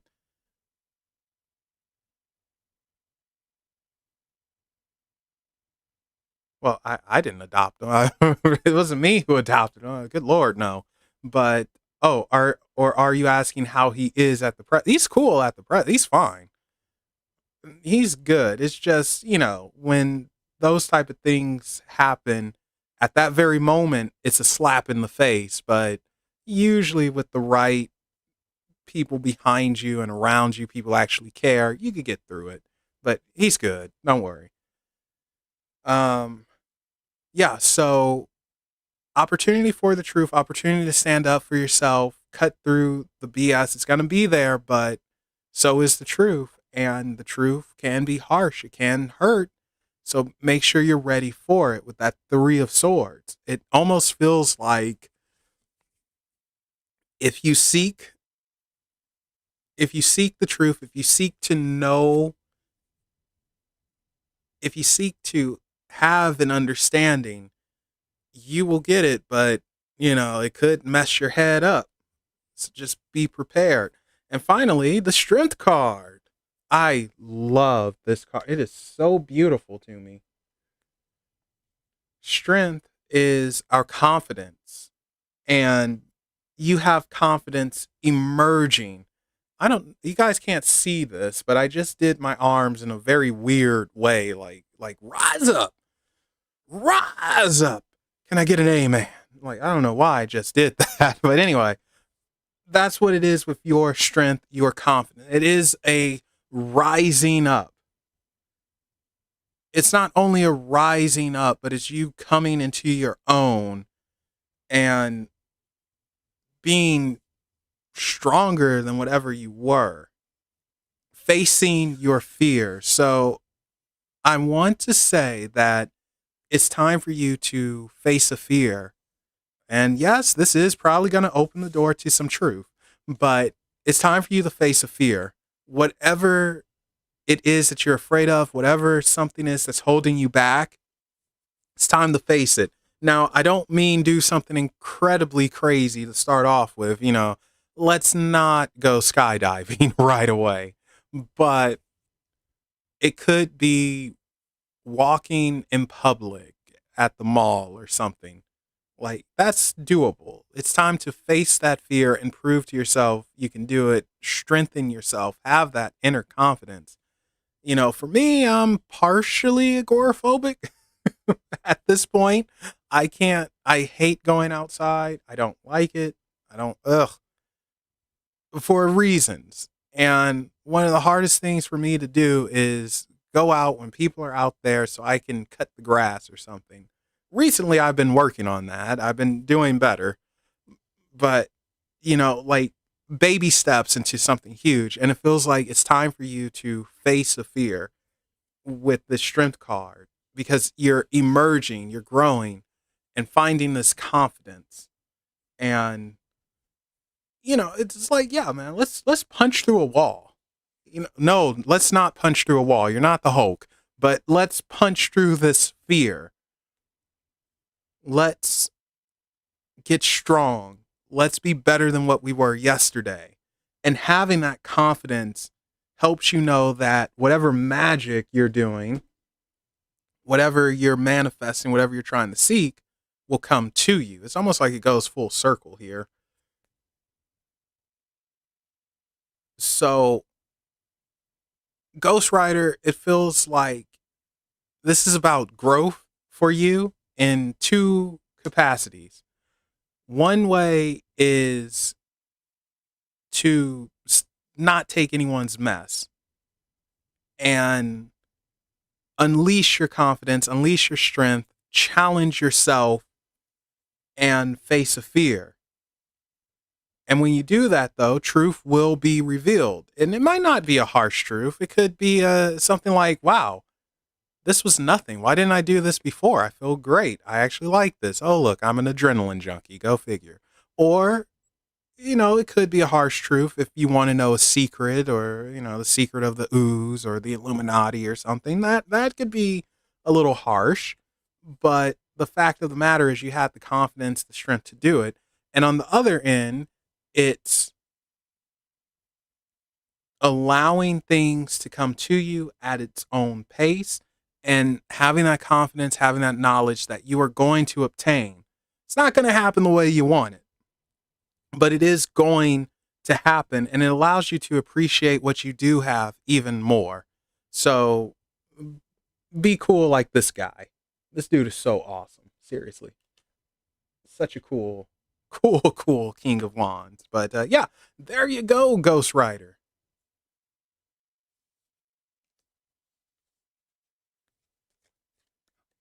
All right. Melissa, you are up.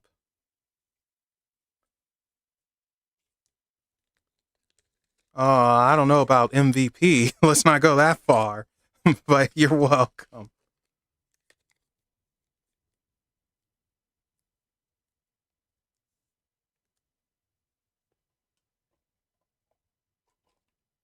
All right, Melissa, what type of reading would you like?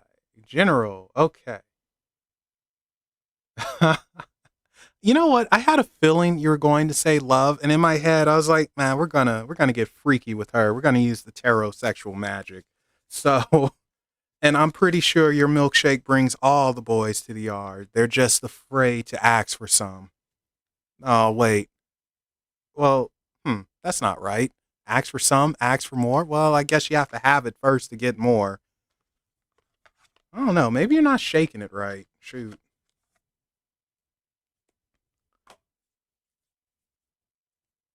All right.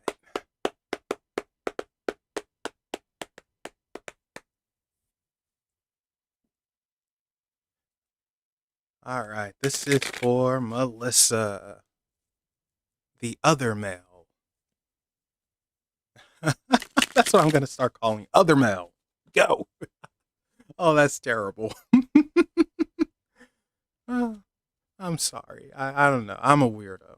You guys just kind of have to deal with it. All right. This is for Melissa. What is happening with love? What's going on here? If it makes you feel any better, my milkshake doesn't bring any boys to the yard either. Not that I'm complaining. I really don't want the boys here. The ladies, yes.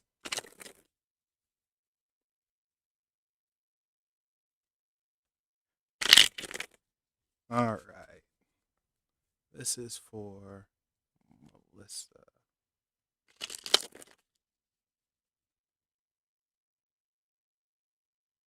This is for Melissa.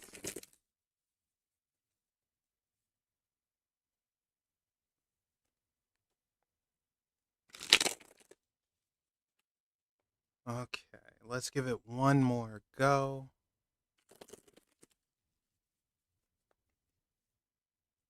See what we got. This is for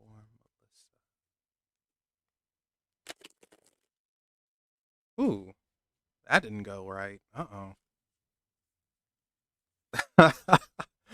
Oh no. Oh no, this did not go right. Uh oh. Let me try that one more time.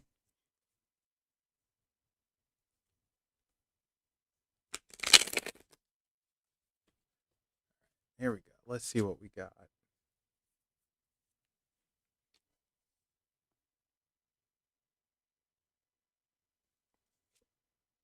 Ooh.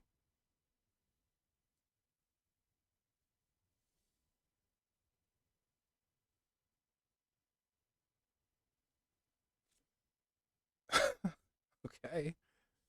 Getting some raunchy ones.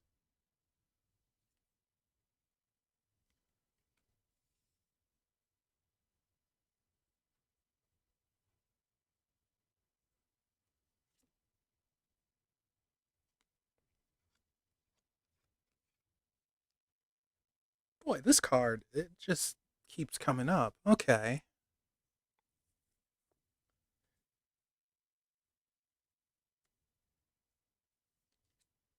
You know what, Melissa? We might read the bottom of the deck for you. And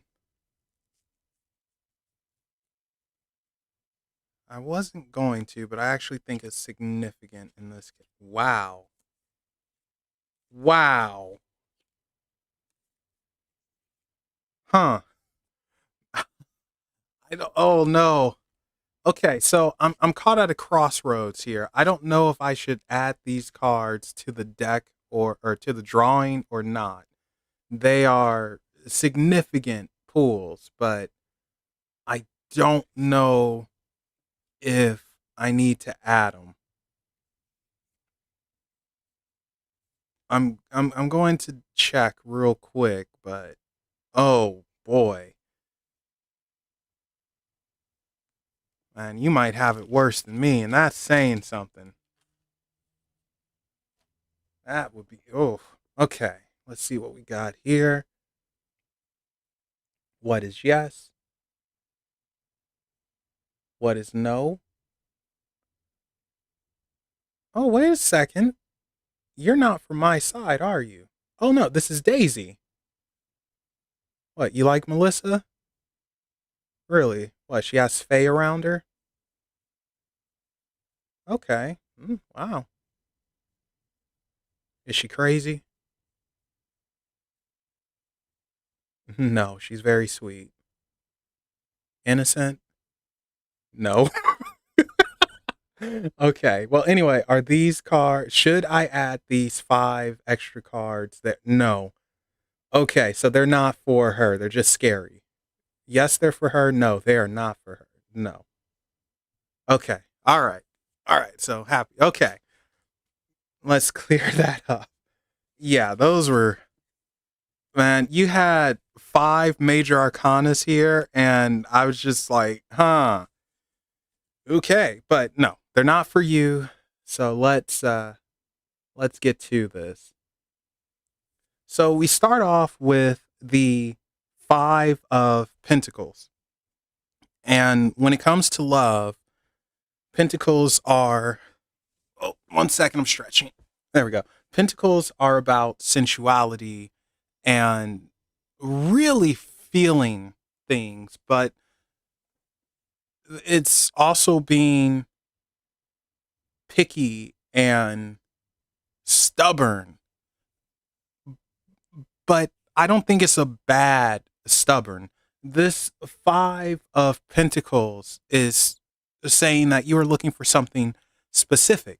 It's not necessarily that you don't attract the guys, you want to attract the right guy, because it's almost like you don't want to deal with nonsense, you don't want to deal with the games, you don't just want to get laid. It's a partnership that can have growth, and creativity is another one. It's like you want creativity, growth, almost like a clown when they need to be a clown, but yes, like make me laugh, but also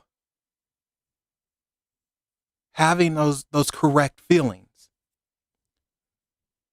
And I don't know, artsy. Anyway, yeah, this Five of Pentacles is like being picky. Like, no, I know what I like, I know what I want. I'll give you a chance, but I have no problem saying nope. I think you attract, but I think it just you want something specific. You want that long term. Like I said, you want that partnership, and it can grow, and you can really learn from one another. And not just anyone can do that. Not just anyone will accept you. And I think that's part of the problem. And the fact that Daisy showed up, which normally, she doesn't do this just, without reason. The fact that she showed up tells me that you probably have little things watching out for you as well. And they're not going to just let any prick in. It is going to have to be someone who would have your best interests at heart. It's not it's not just anyone who can come in. Okay, so going to our next card, we have the Hanged Man, and this is being caught in the middle.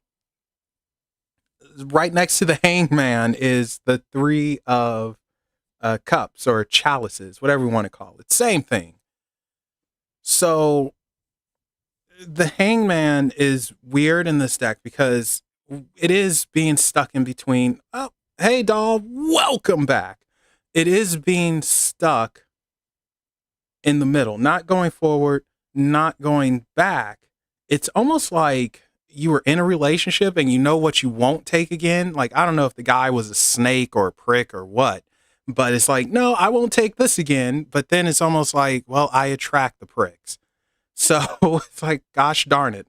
Here I am, stuck in the middle with you. Anyway, with this Three of Cups, I don't think you're going to be stuck very long. I don't think you're going to be stuck very long. I do think it is a process of actually understanding what it is that you truly want so you can attract the right guy. The harder you try, the harder it's going to be because then it's almost like, well, now I'm getting desperate. And that's what's going to kick your butt. If you actually kind of do what the Hangman is suggesting, then yeah, you are going to have someone sort of sneak in on you and feelings are going to be caught before you know it. And then we get to the good stuff here, getting a little bit of freaky time.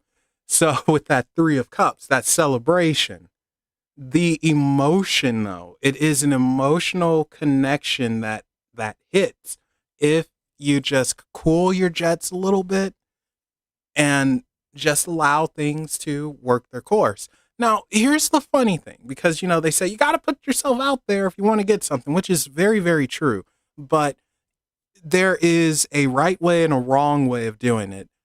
Sometimes people, yeah, they put themselves out there, but they put themselves out there in a way that just screams, I want to get laid, and that's about it.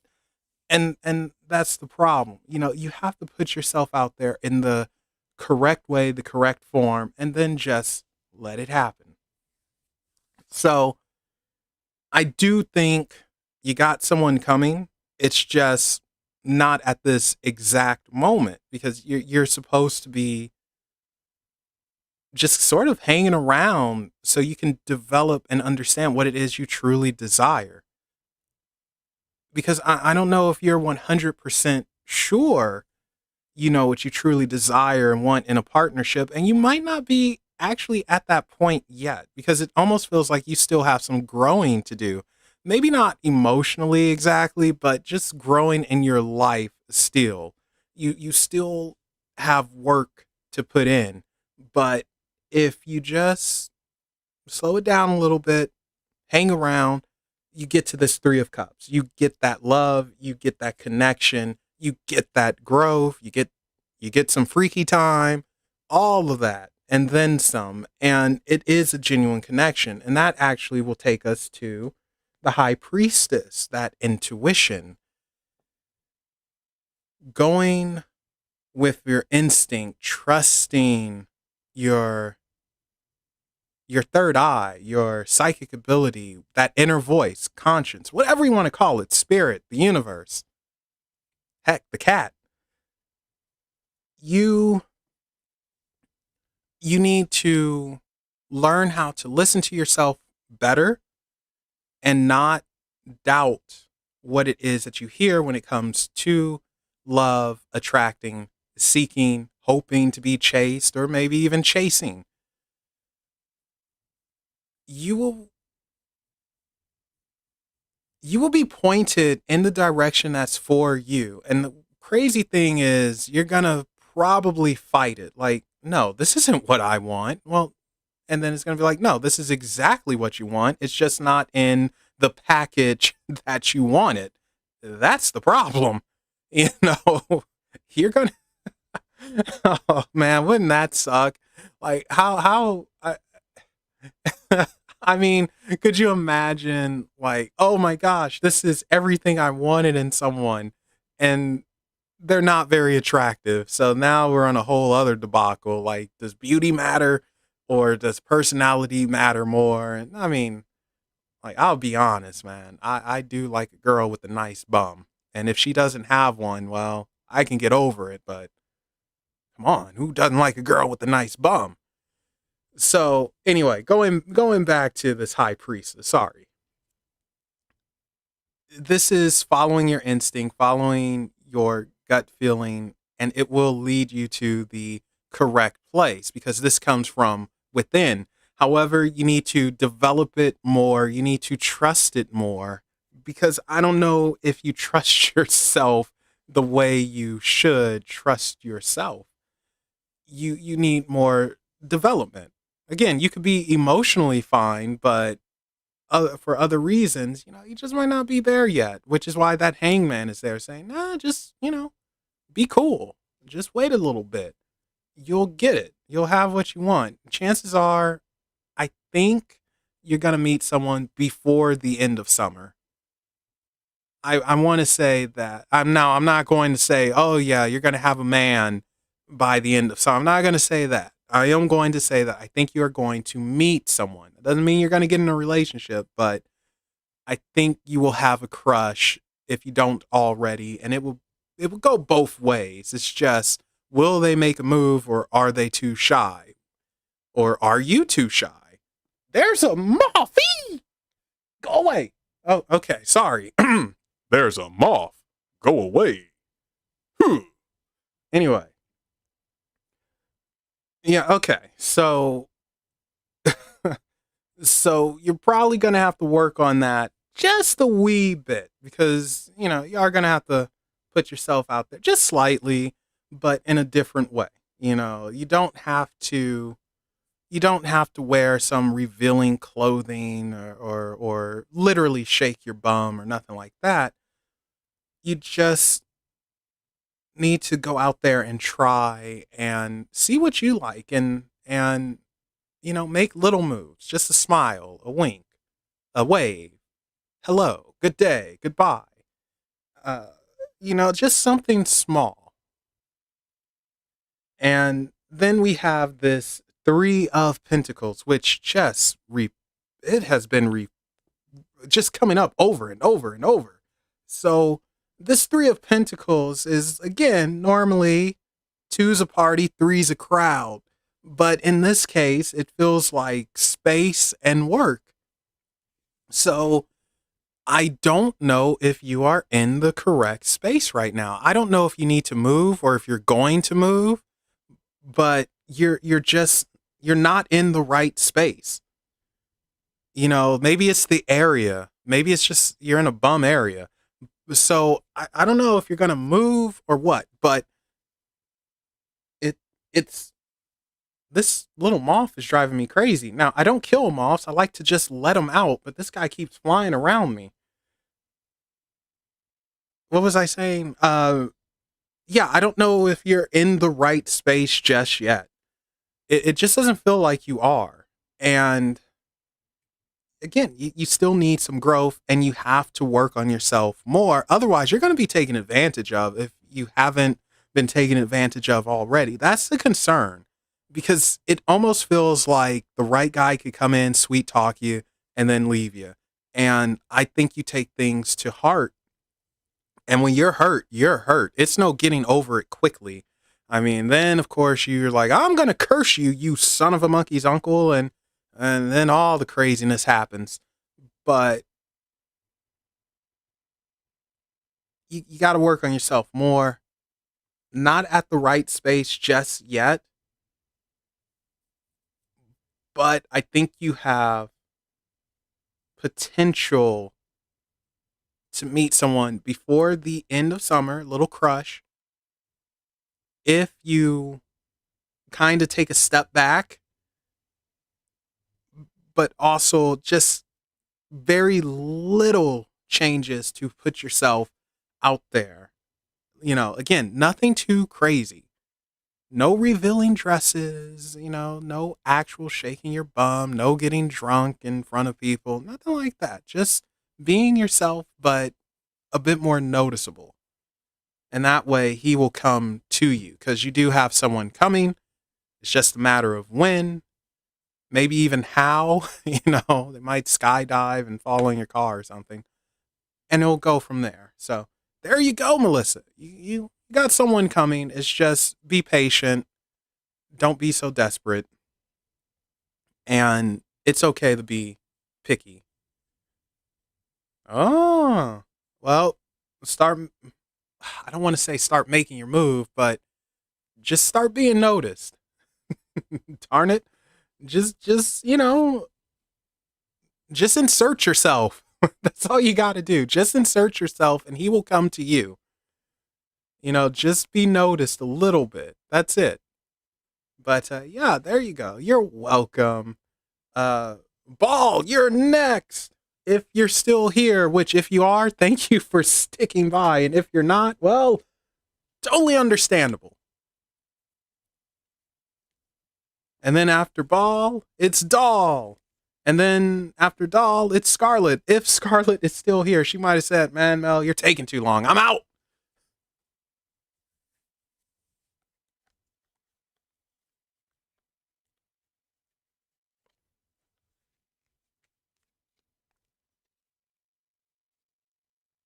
All right, general about your occult studies. You got it.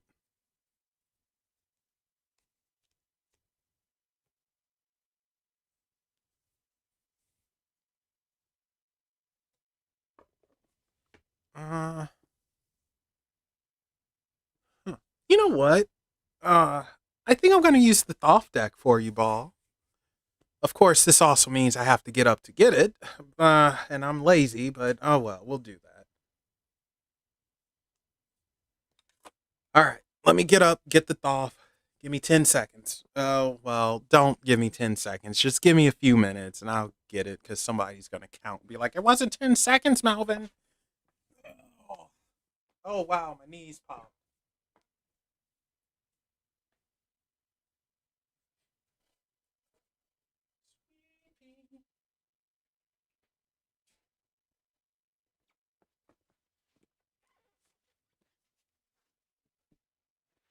Okay, here we go.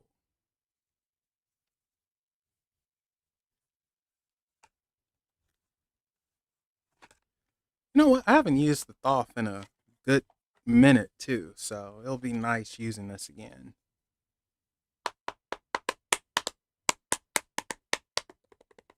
Knock that energy off. Ball Rashad. What is happening with the occult studies and the path? What's happening with the occult studies and the path? Occult studies and the path that he's on. What's happening with the occult studies and the path that he's on?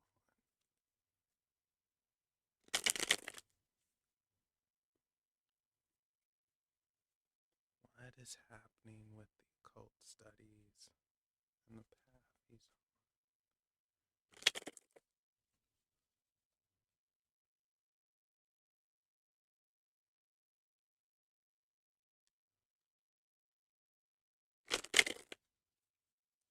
on? All right, let's give it one more mix, see what we got.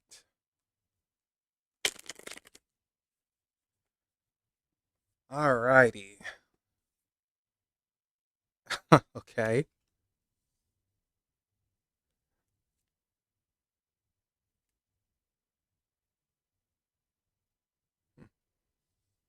Okay. What you gonna do with all that power?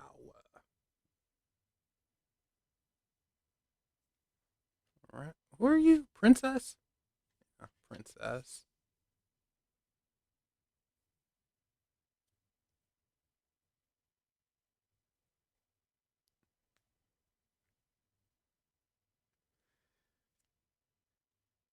Ooh.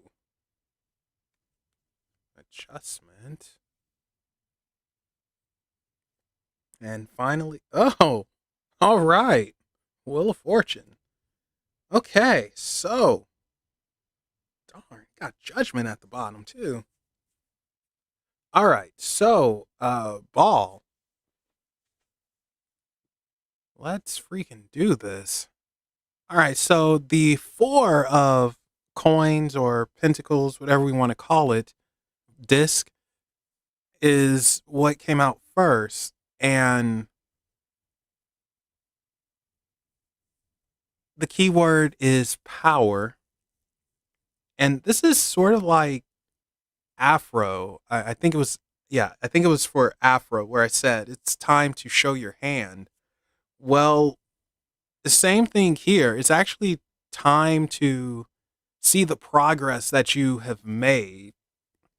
It's time to legit show your power. And not only that, because it's right next to the 9 of wands, and the 9 of wands for me in this case is emergence, emerging. Normally it's like getting over hurt, pain, putting it behind you. And I mean, we could apply this here, I guess, but for me, it's emerging, power emerging. You are on the correct path because your power is emerging. Your understanding, your knowledge is growing, things are emerging. But being that these are disc pentacles, we're looking at again a slow type of growth. But the reason why it's slow isn't because you're not getting it. It's not because you're not progressing. It's because it's so much to take in. It's so much to learn, and you can't force things. You have to go at a certain pace to truly get it. And with this 9 of wands, though, it's emerging. You should be feeling it and seeing it. If you're not, it's time to do a little experimentation in a safe way. You know, let's not go too crazy now. Be safe with the experimentation. But it's time to do that because it's like you are having a growth and you should show it off, you know, like flex on these hoes, as they say. I truly don't say that. I'm just trying to be like, I don't know what I'm trying to be like. But anyway, it's an emergence. Let it emerge and do not fear it. That's something that you need to hear. Do not fear the path that you're on because while your powers are emerging, you're being noticed. And when you're noticed, things come to you. I almost want to say beings come to you. You know, it's almost like a lighthouse in the middle of darkness. You see this beacon and you're going to go to it. You're going to attract. And when you do that and you get this attention, they're going to push you. And it is going to suck. But because of that push, we have transcendence. You know, I know people like saying ascension. I hate that word. It is, I can't stand ascending and ascension now because of people in the occult community. So I just say transcending. And I think that's what's happening for you with this Princess of Cups. And well, we'll get to adjustment in a second. The Princess of Cups, all these things coming together, rising up, taking you with it, bringing you an understanding. Not only is it bringing you an understanding, it's an evolution that is occurring within you, around you, to you. Emerging from your shell, taking flight, and really being one. Being one and having this understanding, flowing the correct way. So I definitely think whatever you're doing it right. It's for the right reasons, and you're on the right path. I wouldn't change it just yet, but I would be prepared for more challenging things to come your way. not only is it challenging, but it's supposed to be. Like, you will be tested, it feels like. And it's like, okay, so are you going to sink or are you going to float? Are you going to truly emerge or are you going to turtle? And that's why it's like, no, show your power. Don't fear this. Embrace it. Go forth with the challenge. Take it head on. If you fail, you fail, but you still get something from it. If you succeed, awesome. On to the next. But you are dealing with transformation, transcendence, and more challenging things are going to come to you. And it's time for you to really emerge from your shell, show your power, show your understanding, experiment. Like, it really feels like it's time for experimentation in a safe way and go from there. Don't just learn all of this knowledge and not actually put it to use. Otherwise, what's the point? Like, put it to use. You're learning it for a reason. You have it for a reason. Things are interested in you for a reason. Put it to use. Okay, so adjustment. All right. So adjustment, aka justice, our balancer here. What you put out comes back. And that's what it feels like with this one. This doesn't feel like the classic, like, oh, things are going to be balanced for you. You have your ups and your downs. No, no, no, no. This one feels like what you put out comes back. If you do nothing, you receive nothing. Simple as that. You do something, you receive something. So again, I'm going to tell you, it's time to do something. It's time to experiment and put out there what it is you desire, what it is you want to achieve. Take that step forward. And interestingly enough, something comes back to you that will help you take more steps forward, because you're not being closed off. You're not being afraid. You're not being shut out. If you want more, you have to give more. In order to give more, you have to emerge from the shell. Finally, we have the Wheel of Fortune. And to me, for this type of reading with the Wheel of Fortune here, this is just 100% the thumbs up. It's like, no, you're doing it the right way. You are 100% on the right path because you're making it your own. That's the beauty of it. And this is why experimentation is so important, because you are making it your own. Like, yes, you might be learning from someone and they're giving their interpretation of it, which is fine. But you can take that, scramble it together, and make it your own and add your twist to it. And that's how magic should work and does work. We cannot do the same exact magic as someone else because it's not our magic. It's not our power. They have their way of doing it. We have, each individual has their own special way. And that's something that more people need to understand. You can emulate, but you can never duplicate.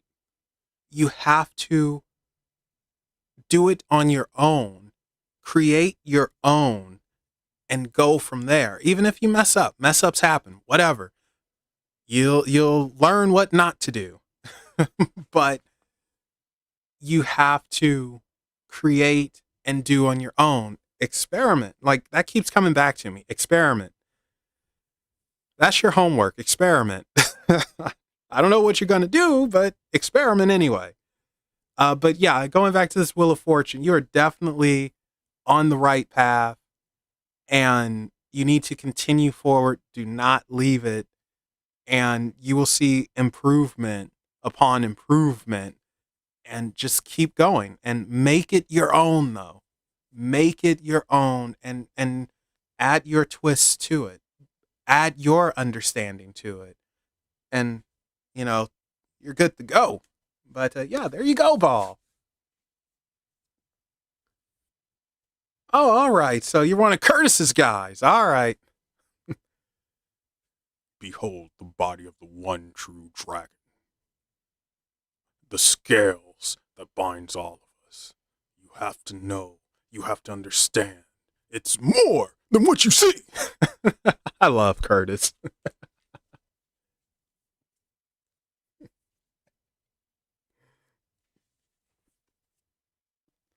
But yeah, there you go. Doll, you're up. Yeah, no problem, Ball.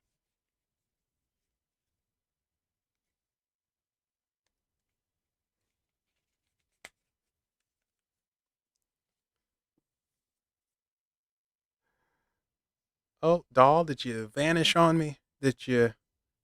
Oh, that's right. It was Curtis's birthday yesterday, or yeah, yesterday. So, but I did tell him happy birthday, so I was able to do that. Scarlet, you'll be right after Doll, unless she disappeared. She might have, so get ready in case she did. Nope, there she is. All right. Okay. So,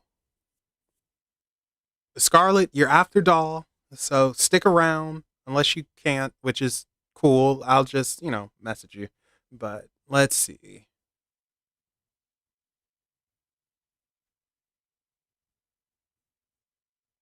All right. You know what, Doll? I'm going to use the Brady Tarot for this because number one, I think it fits you. And number two, it has a lot of birds in it, and birds move around a lot. So I think this is fitting for it. That's my reasoning. Very simplistic, but my reasoning, darn it. Ah, got cat hair on my nose.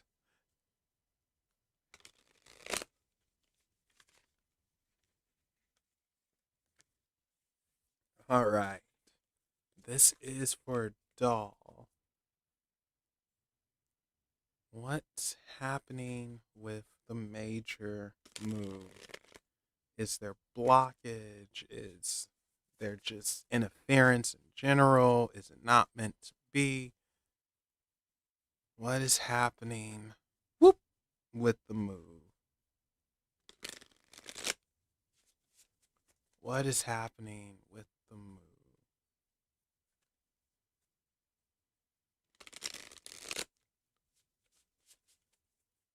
What is happening with the move?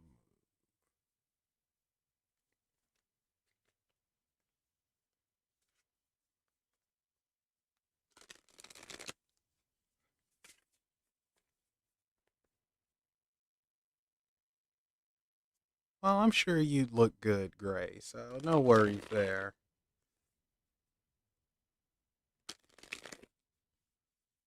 What is happening with the move?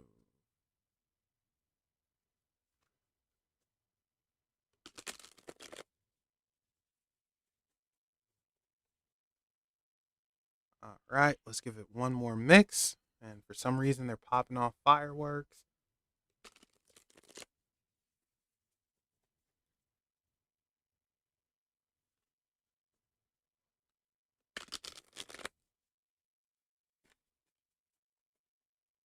All right, let's see what we got. Roll them on top. Oh, shoot. Okay.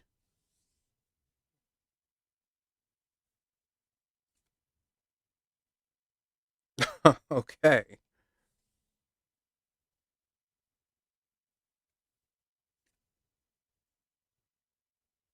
Oh my gosh.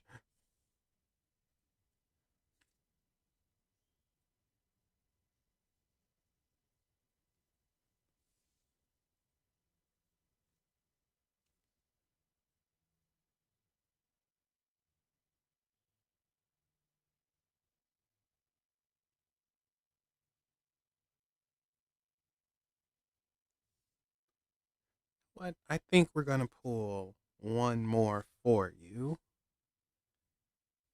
You're the only one tonight who has gotten six. And make that seven. because I think you're supposed to get more.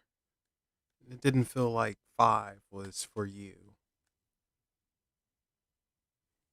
All right, so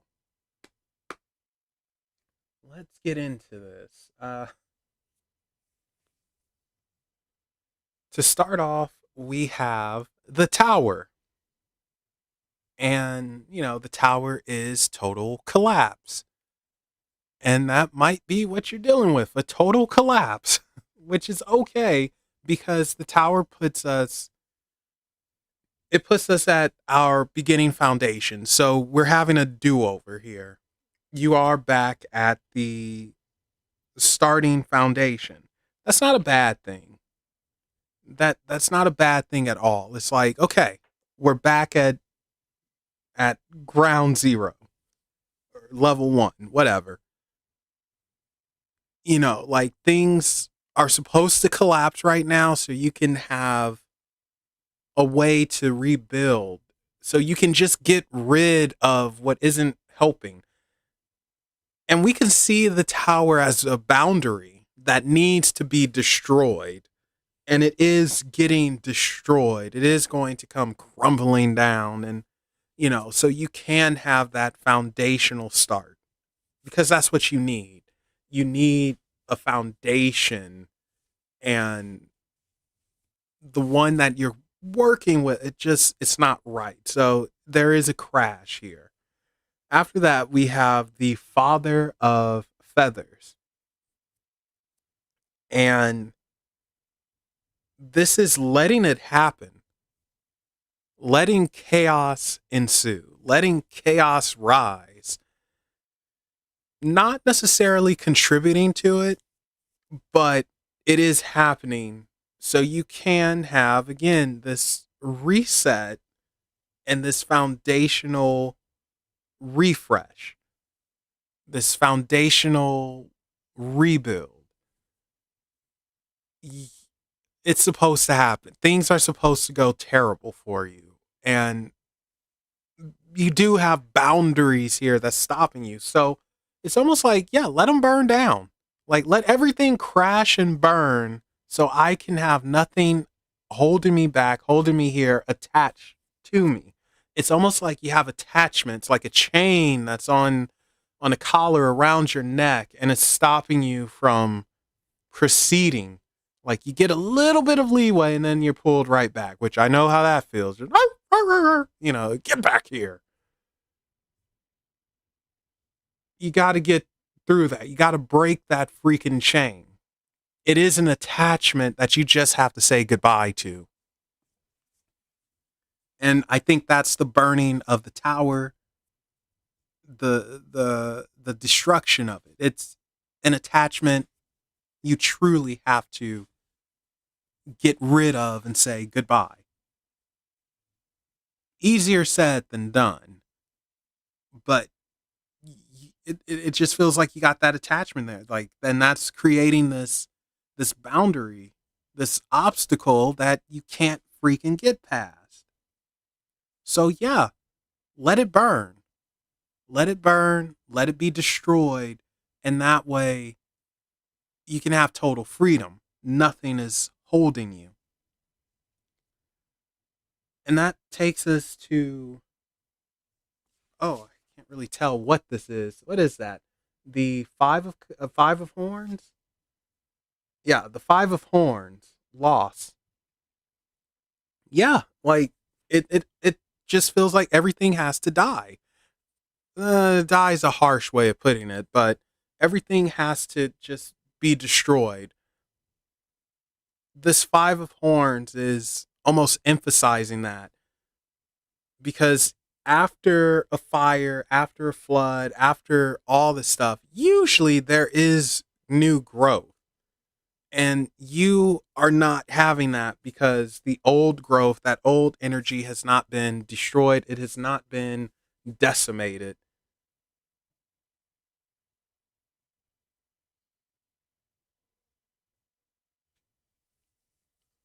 With this five of horns, it's not you, it's other people, it feels like.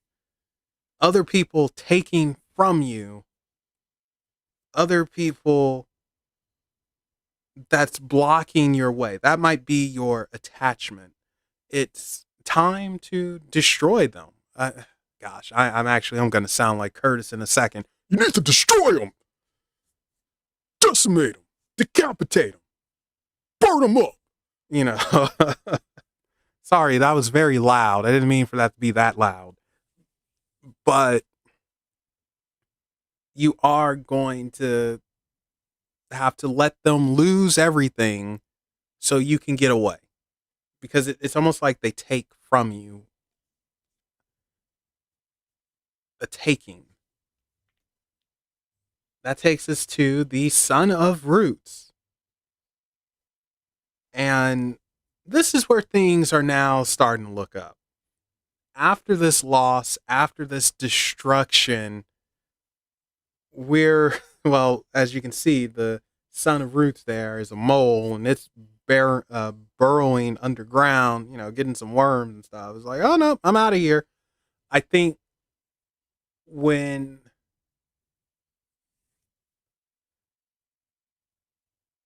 this loss happens, when this tower happens, when things are completely done, that's when you're able to get away. The son of roots, however, it's slow moving. And again, it's attachment here. It's freaking attachment. And it's just keeping you there. And you got to claw your way out. You're going to have to make some hard moves. Essentially, you're just going to have to leave and not look back to break it if this tower doesn't burn everything down. It's like, just leave. Just go. Like the song that's stuck in my head from Lionel Richie. Just go, go, go. Just go.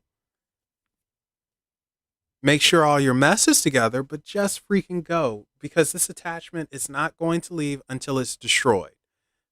And just go. Like, no looking back. Because when we look back, that's when we get stuck and suckered back in. And it's like, but it's time to go. Now, moving to these three here. Son of Feathers. Messenger. Moving forward yet again. Wands, or, well, feathers in this case, fan the flames. And this is the equivalent to the Page of Wands. And Wands is our magic, our manifestation, our passion. And this is you trying to make it happen. Trying to make it happen and actually making it happen and getting going. So while you may feel like you won't be able to get there permanently, I would say you will. It's just no looking back and making that hard decision. And maybe that decision is what breaks everything down. It's going to be some hurt feelings, but here's the thing.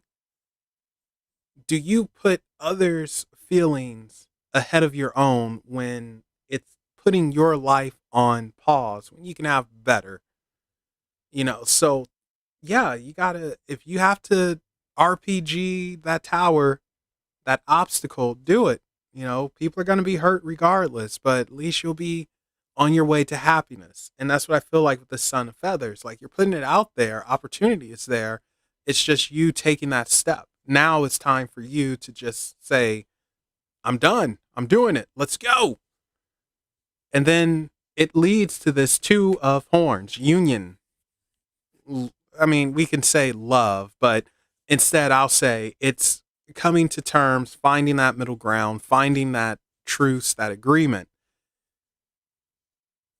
So it's almost like you threaten to do this or that. And it's like, okay, we'll negotiate. So negotiations can be had. A middle ground can be met. And you do get what you want. It's just that attachment. You gotta break it or come up with a really darn good deal for it. Once that happens, though, you do get your union, your togetherness, the good stuff. Like Snapple used to say, the good stuff's in here. Or was it the best stuff's in here? I think it was the best stuff's in here. Man, I haven't had a Snapple in years. But what I'm getting at is you will have your union, you will have your togetherness, but you really have to break this chain that's on you. That's the only way.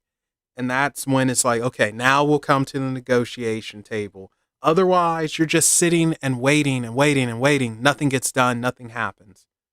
It's time for action. And now that takes us to your final card, the Magician, the Action Jackson himself. No one knows who Action Jackson is under a certain age. Oh, anyway, this is making the magic happen. This is doing that thing. And that's what we got to do. If you want it, take matters into your own hands and do it. It's no more sitting idly by.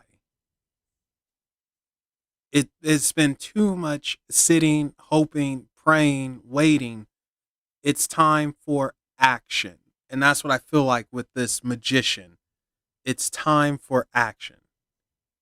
Where was that from? Amp it up, dialing it. Oh, Action Man. Yeah, that was an old Fox Kids cartoon show. Man, they don't even show afternoon cartoons anymore or Saturday morning cartoons. Can you believe that? That's a darn shame. Anyway, it's time for action. It's time for you to take matters into your own hands. And if that freaking attachment doesn't want to go willingly, then force it. And you can totally do this. It's just taking that step. I don't know if you're scared or if you're trying to be nice or what, but this tower, unfortunately, it doesn't look like it's going to burn down by itself. It needs assistance. Get the matches, get some gasoline, torch the sucker, break it, and then you get your union, you get what you want, and yeah, you will be on top of the world. So, you know, you have an attachment, and it's time to break it. It's time to say go bye bye. But yeah, there you go, doll. All right, Scarlet, you are up, and I think you're the last one, unless someone jumped in and they're sneakily in here and like, oh, I want one. Which speak now.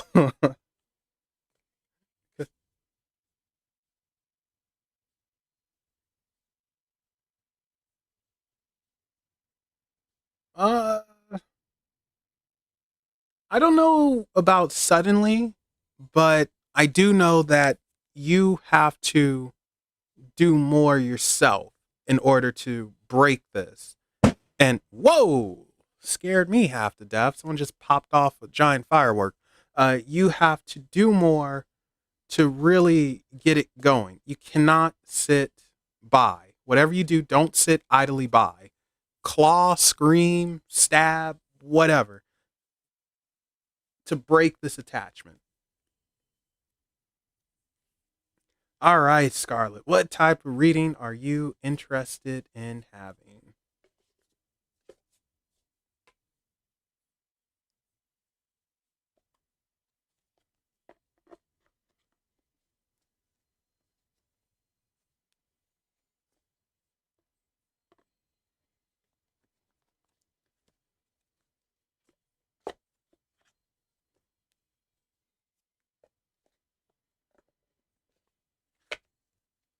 Oh man, they woke up the cat. Gosh, she looks so irritated.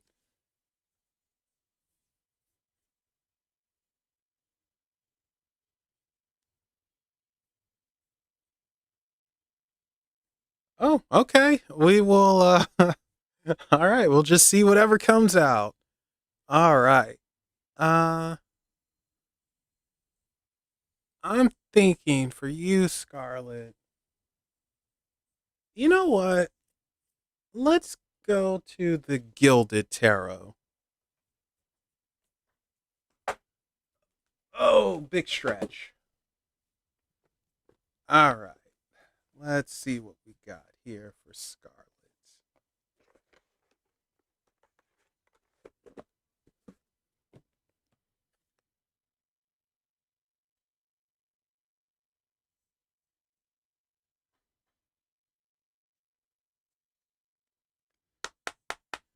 Let's knock that energy off. This is for Scarlet.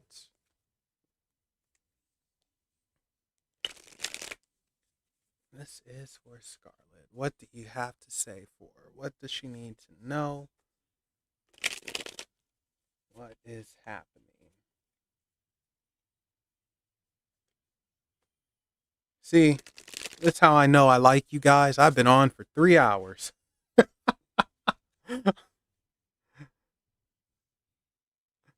Man, I'm supposed to be eating. Actually, I have nothing to eat but sardines. So, uh, no, you know what? I think I have some chili somewhere. But I will probably make pancakes for dinner. This is for Scarlet. This is for Scarlet. All right, let's give it one more mix and see what we got.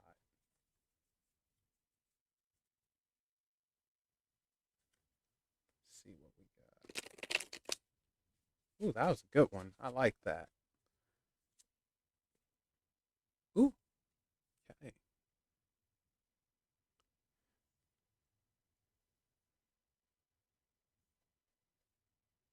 Why are you so crooked today?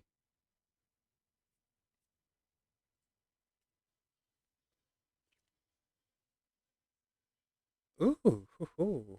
Okay. Okay. Got another tower. Hmm.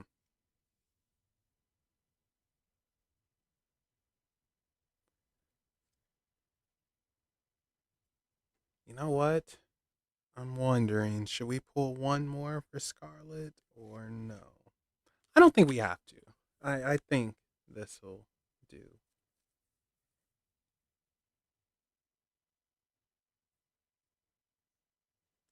Give me 1 second, guys. 1 second.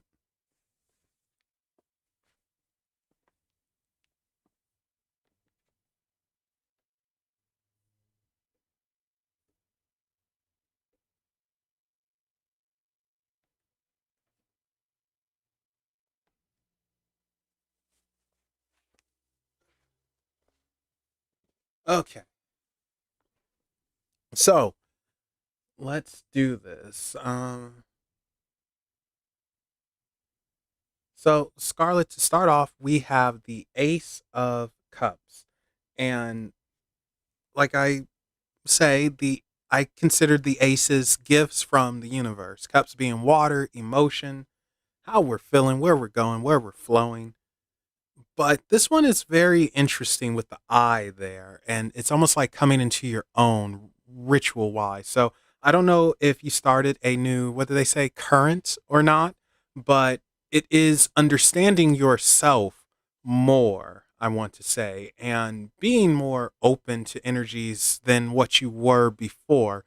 You can now focus better, or at least you can put your focus on it and allow yourself to feel that connection, feel that flowing and going, coming in, out, all around, which is freaking awesome, of course, because that's what we want to do. We have to feel the energies that are around us, feel the people who are around us, and feel connected. And this almost feels like it is a connection, like the universe gifting you the opportunity to connect, to be more open than what you were. And through that connection, this is where we get into some interesting stuff here. This is where Scarlet goes Super Saiyan. We go to our Queen of Swords. Now, normally the Queen of Swords has that, of course, off with your head energy. This Queen of Swords is a bit more hesitant, but strong in her own regard. It's like all I have to do is I want to say the sword sheathed. I don't think she has it. Yeah, okay, I thought so.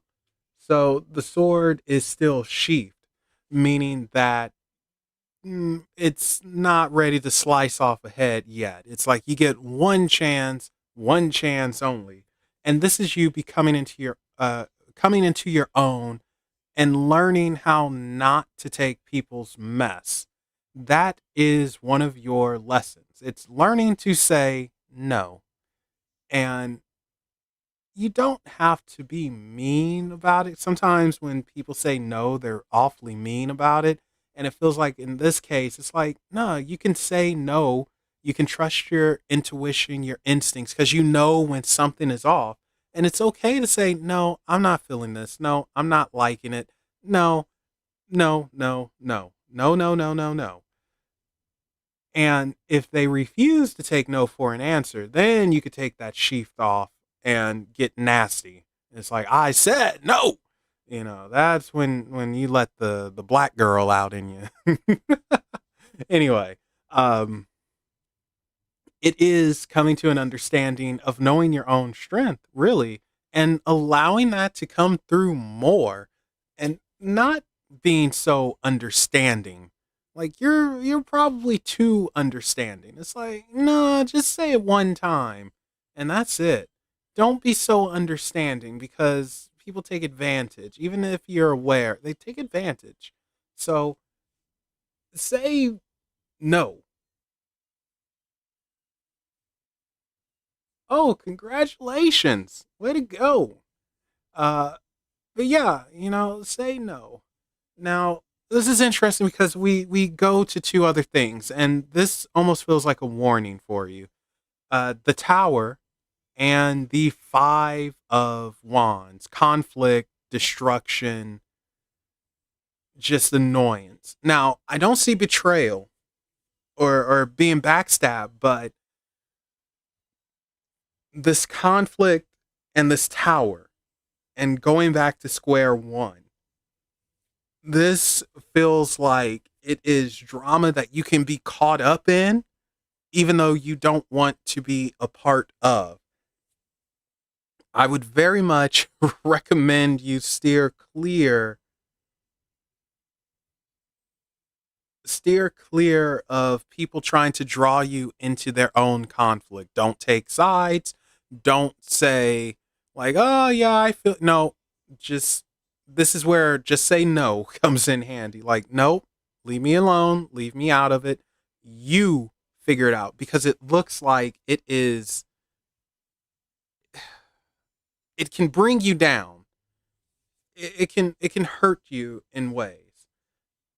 And this conflict, it's something that you're not a part of, but you could be dragged into. That's what it feels like with this tower and this five of wands. Conflict not involving you, but you getting dragged in. So you need to 100% watch out for that. And as soon as it comes up, you walk the other way. Have no part in it at all. It's not worth it. That could be because it is a conflict and you don't need to be in there. And with this tower, it is destruction. It's losing what you worked for because of other people. That's the thing. It feels like it's other people. It doesn't feel like you. It feels like it's other people. So steer clear of it. Like literally, just walk away. It's not worth it. Like it is not worth the drama. It's not worth the annoyance. Walk away. And that's where our strength card comes in. And it is having the strength and the confidence to say, I don't want to be a part of this. Like, no, this isn't for me. You can do that if you want. I don't want a part of it. And it's okay to do that. With the strength here, it's your and this Queen of Swords. It's showing your confidence, it is teaching you a lesson. You say it's a good lesson. You're right. It is teaching you a lesson. And it is showing you, like, you can stand up for yourself. You can get away from it. You don't have to put up with it, which, that's a concern for a lot of people. It's an understanding concern because you don't want to hurt someone. You don't want to burn bridges, but you do have to watch out and you have to protect yourself. And that's the biggest thing, protecting yourself. Like, no matter how much you care about someone, no matter how much you'd like to do for someone, you still have to protect yourself. No one that you work with should really come before you unless there's a darn good freaking reason. Like maybe if they're paying you a few million, if they do that, then all right, hey, go right on ahead, buddy. But until then, no. And that's the key here. It feels like you got to practice saying no and practice getting nasty if you have to. Like I said, bring out that inner black girl. You know what I'm talking about. You're from California. You've seen them doing the neck roll and all that. Yeah, get ghetto on them. But but that's what it feels like with you. It feels like it's conflict and things falling apart if you get involved. And it's like, don't get involved. It's other people's conflict. It's another person's fight. You need to focus on this. You need to focus on not just listening to yourself, but feeling yourself, feeling what's around you. And that's how you avoid that. That's how you prepare for that. That's how you move on from it. And I think that's what's happening here. You're probably going to get a sign from the universe, maybe in the oddest of ways. And I think you're going to be capable. Like, it's going to be like, hey, here's a sign here, and you're going to think about me like, hey, Melvin said, and darn tootin' Melvin said. I, I, I think that is part of your lesson. It is not only noticing the signs, feeling them, but acting upon them, saying no, and really meaning it and putting your foot down and having the strength to do that. Having that strength, having that confidence. Because let's be honest, you can't take every stray animal home. You can't save everyone. You can't help everyone. And if you try to, sometimes mess goes wrong. You end up regretting it. Whatever this conflict is, this fight that leads to a downfall, a tremendous downfall, not your fight. Can't help those people. Let them duke it out. And you just walk away from it. And realize you have the strength to do so. It's not going to break you. You got this. But yeah, there you go, Scarlett. And major, major, major congrats on becoming fully licensed. That has to be awesome.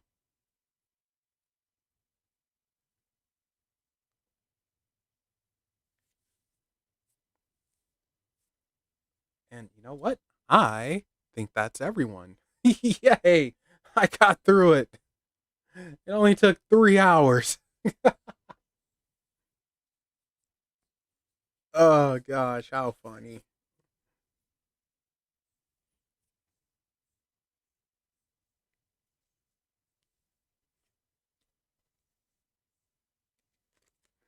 And now I don't know why I got Blues Clues in my head. You're welcome, Scarlett. So hopefully everyone liked the readings. They resonated. If they didn't, I'm sorry. You can curse me out. I don't mind. But if they did, then, feel free to say so in the comment section or like and subscribe and tell a friend. That would be awesome if you tell a friend because the goal is still to hit 700 subscribers. Like, I want that number so badly. We're getting there. Slowly but surely, we are getting there. And I have quite a few things coming up, mostly reviews. I've been watching a lot of stuff for, well, I guess my entertainment as well as yours.